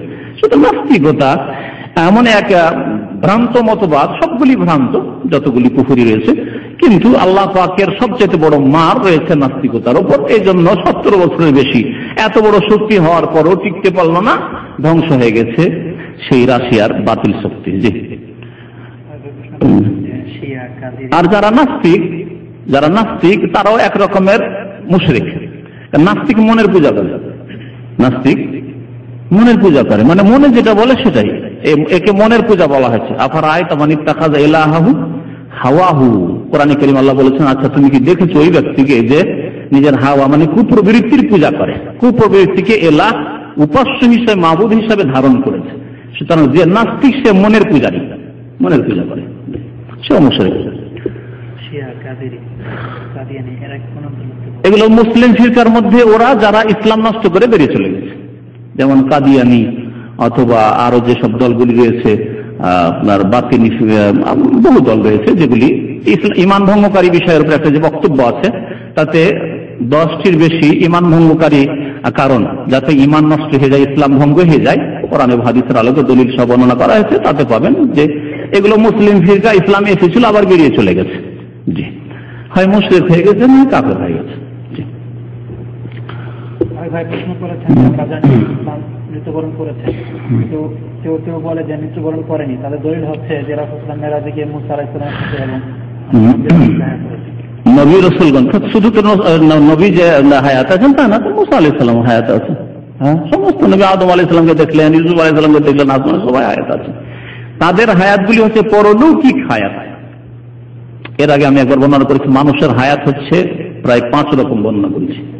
মানুষের হায়াত, প্রাণ হচ্ছে, জীবন হচ্ছে 5 রকমের।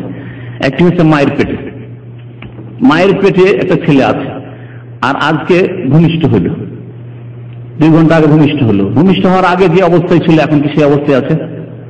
ওই রকম মায়ের পেটের মতো কোন একটা চামড়ার ইয়েতে ওকে ঢুকিয়ে দেন তো কতক্ষণ বাঁচে। যেমন রেহেমের ভিতরে ঢুকে আছে, ওই রকম কোন জায়গায় ভিতরে ঢুকিয়ে দেন, শ্বাস প্রশ্বাস বাইরে যেন না নিতে পারে। হ্যাঁ, বুঝবে? তাহলে বোঝা গেল যে মায়ের পেটে তার জীবন আছে, কিন্তু সেটা দুনিয়াতে যে আসলে এই জীবন চাইতে ভিন্ন জীবন। যেরকম জীবন হল, আর একটি জীবন হচ্ছে বারজাখী জীবন, পরলৌকিক জীবন। পরলৌকিক জীবন, বারজাখী জীবন দুনিয়ার জীবনের মতো নয়। বারজাখী জীবন সমস্ত আম্বিয়া রসুলগণের আছে, এমনকি সাধারণ মানুষের আছে। তবে সাধারণ মানুষ চাইতে আম্বিয়া ও রসুলগণের, শহীদদের যে বারজাখী হায়াত, সেটি হচ্ছে শক্তিশালী এবং সম্মানজনক, অত্যন্ত সম্মানজনক অবস্থায় তাদের পরলৌকিক হায়াত রয়েছে। এই জন্য আল্লাহ পাক বলেছেন ওয়ালাকিন লা তাশউরুন।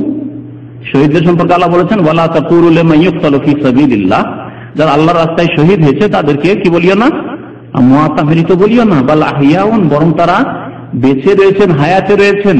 ওয়ালাকিন লা তাশউরুন, তবে তোমরা উপলব্ধি করতে পারেন না। যদি আমাদের মতো জীবন হইতো, আমাদের মতো খাচ্ছেন, বলছেন, সাহায্য করছেন, শুনছেন, দেখছেন, যদি এরকম হইতো, তাহলে আল্লাহ কেন বলবেন ওয়ালাকিন লা তাশউরুন, তোমরা উপলব্ধি করতে পারো না? তাহলে বোঝা গেল যে মৃত্যুর পরে যে জীবনটা রয়েছে সেটা হচ্ছে এমন জীবন, যে জীবনটা পরলৌকিক জীবন, যেটা আমাদের অনুভূতি শক্তির বাইরে, অনুভূতি শক্তির বাইরে। ওয়ালাকিন লা তাশউরুন। তো আম্বিয়া এবং রাসূলগণের পরলৌকিক হায়াত রয়েছে, এটা কেউ অস্বীকার করে না। আর যারা বলে আমাদের মতো বেঁচে রয়েছে, তারা গুমরাহ, পথভ্রষ্ট। কারণ কোরআন তারা অস্বীকার করবে না। আল্লাহ পাক কোরআনের কয়েকটি আয়াত দিয়ে আমার ওয়াফাতের রাসূলের উপর একটা অনেকদিন আগের বক্তব্য আছে, তাতে ওই আয়াতগুলি উল্লেখ করা হয়েছে। আবার এক দুটি আয়াত বলি দিয়ে আপনার সামনে। আল্লাহ পাক সূরা জুমারে কি বলেন, ইন্নাকা মাইয়িতুন, হে নবী আপনি, হ্যাঁ হাফেজরা বলেন ইন্নাকা মাইয়িত, এমনি লোক বুঝছেন ইন্নাকা, ইন্নার অর্থ এখানে ইন্নাকা লা রাসূলুল্লাহ শুনলেন। ইন্নাকা মানে নিশ্চয় আপনি, হে নবী। মাইয়িতুন মানে মাইয়িত, মৃত। তাহলে যদি নবী আমাদের মতো আমাদের মতোই বেঁচে থাকেন, তাহলে আল্লাহ পাক কি করে কোরআনে বলছেন হে নবী আপনি মৃত? কোনটা নেবেন আপনি? বলছেন আল্লাহ ভুল বলেছেন নাকি? হ্যাঁ, যারা বলেছেন নবীকে, যারা বলেছেন নবী ইন্তেকাল করেছে, তারা ওয়াহাবি। তাহলে কোরআন তো হবে, কোরআন ওয়াহাবি শিক্ষা দিয়েছে ইন্নাকা মাইয়িতুন, হে নবী আপনি মৃত, মাইয়িত। ওয়া ইন্নাহুম মাইয়িতুন, আর ওরাও মারা যাবে। সুম্মা ইন্নাকুম ইয়াওমাল কিয়ামাতি ইনদা রাব্বিকুম তাখতাসিমুন।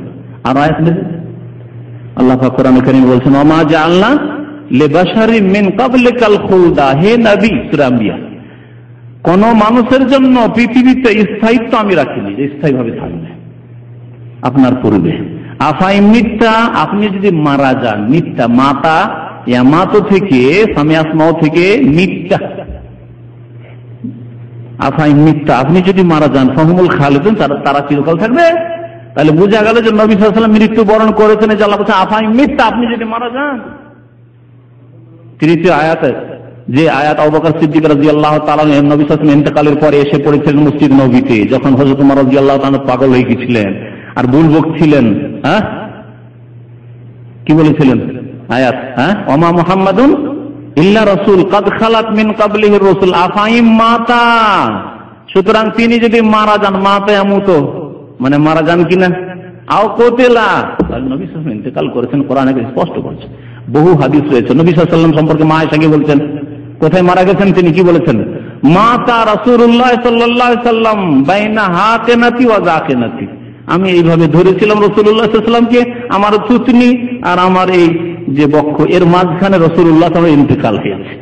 মাতা শব্দ ব্যবহার করেছেন কে? মা আয়েশা রাদিয়াল্লাহু তাআলা।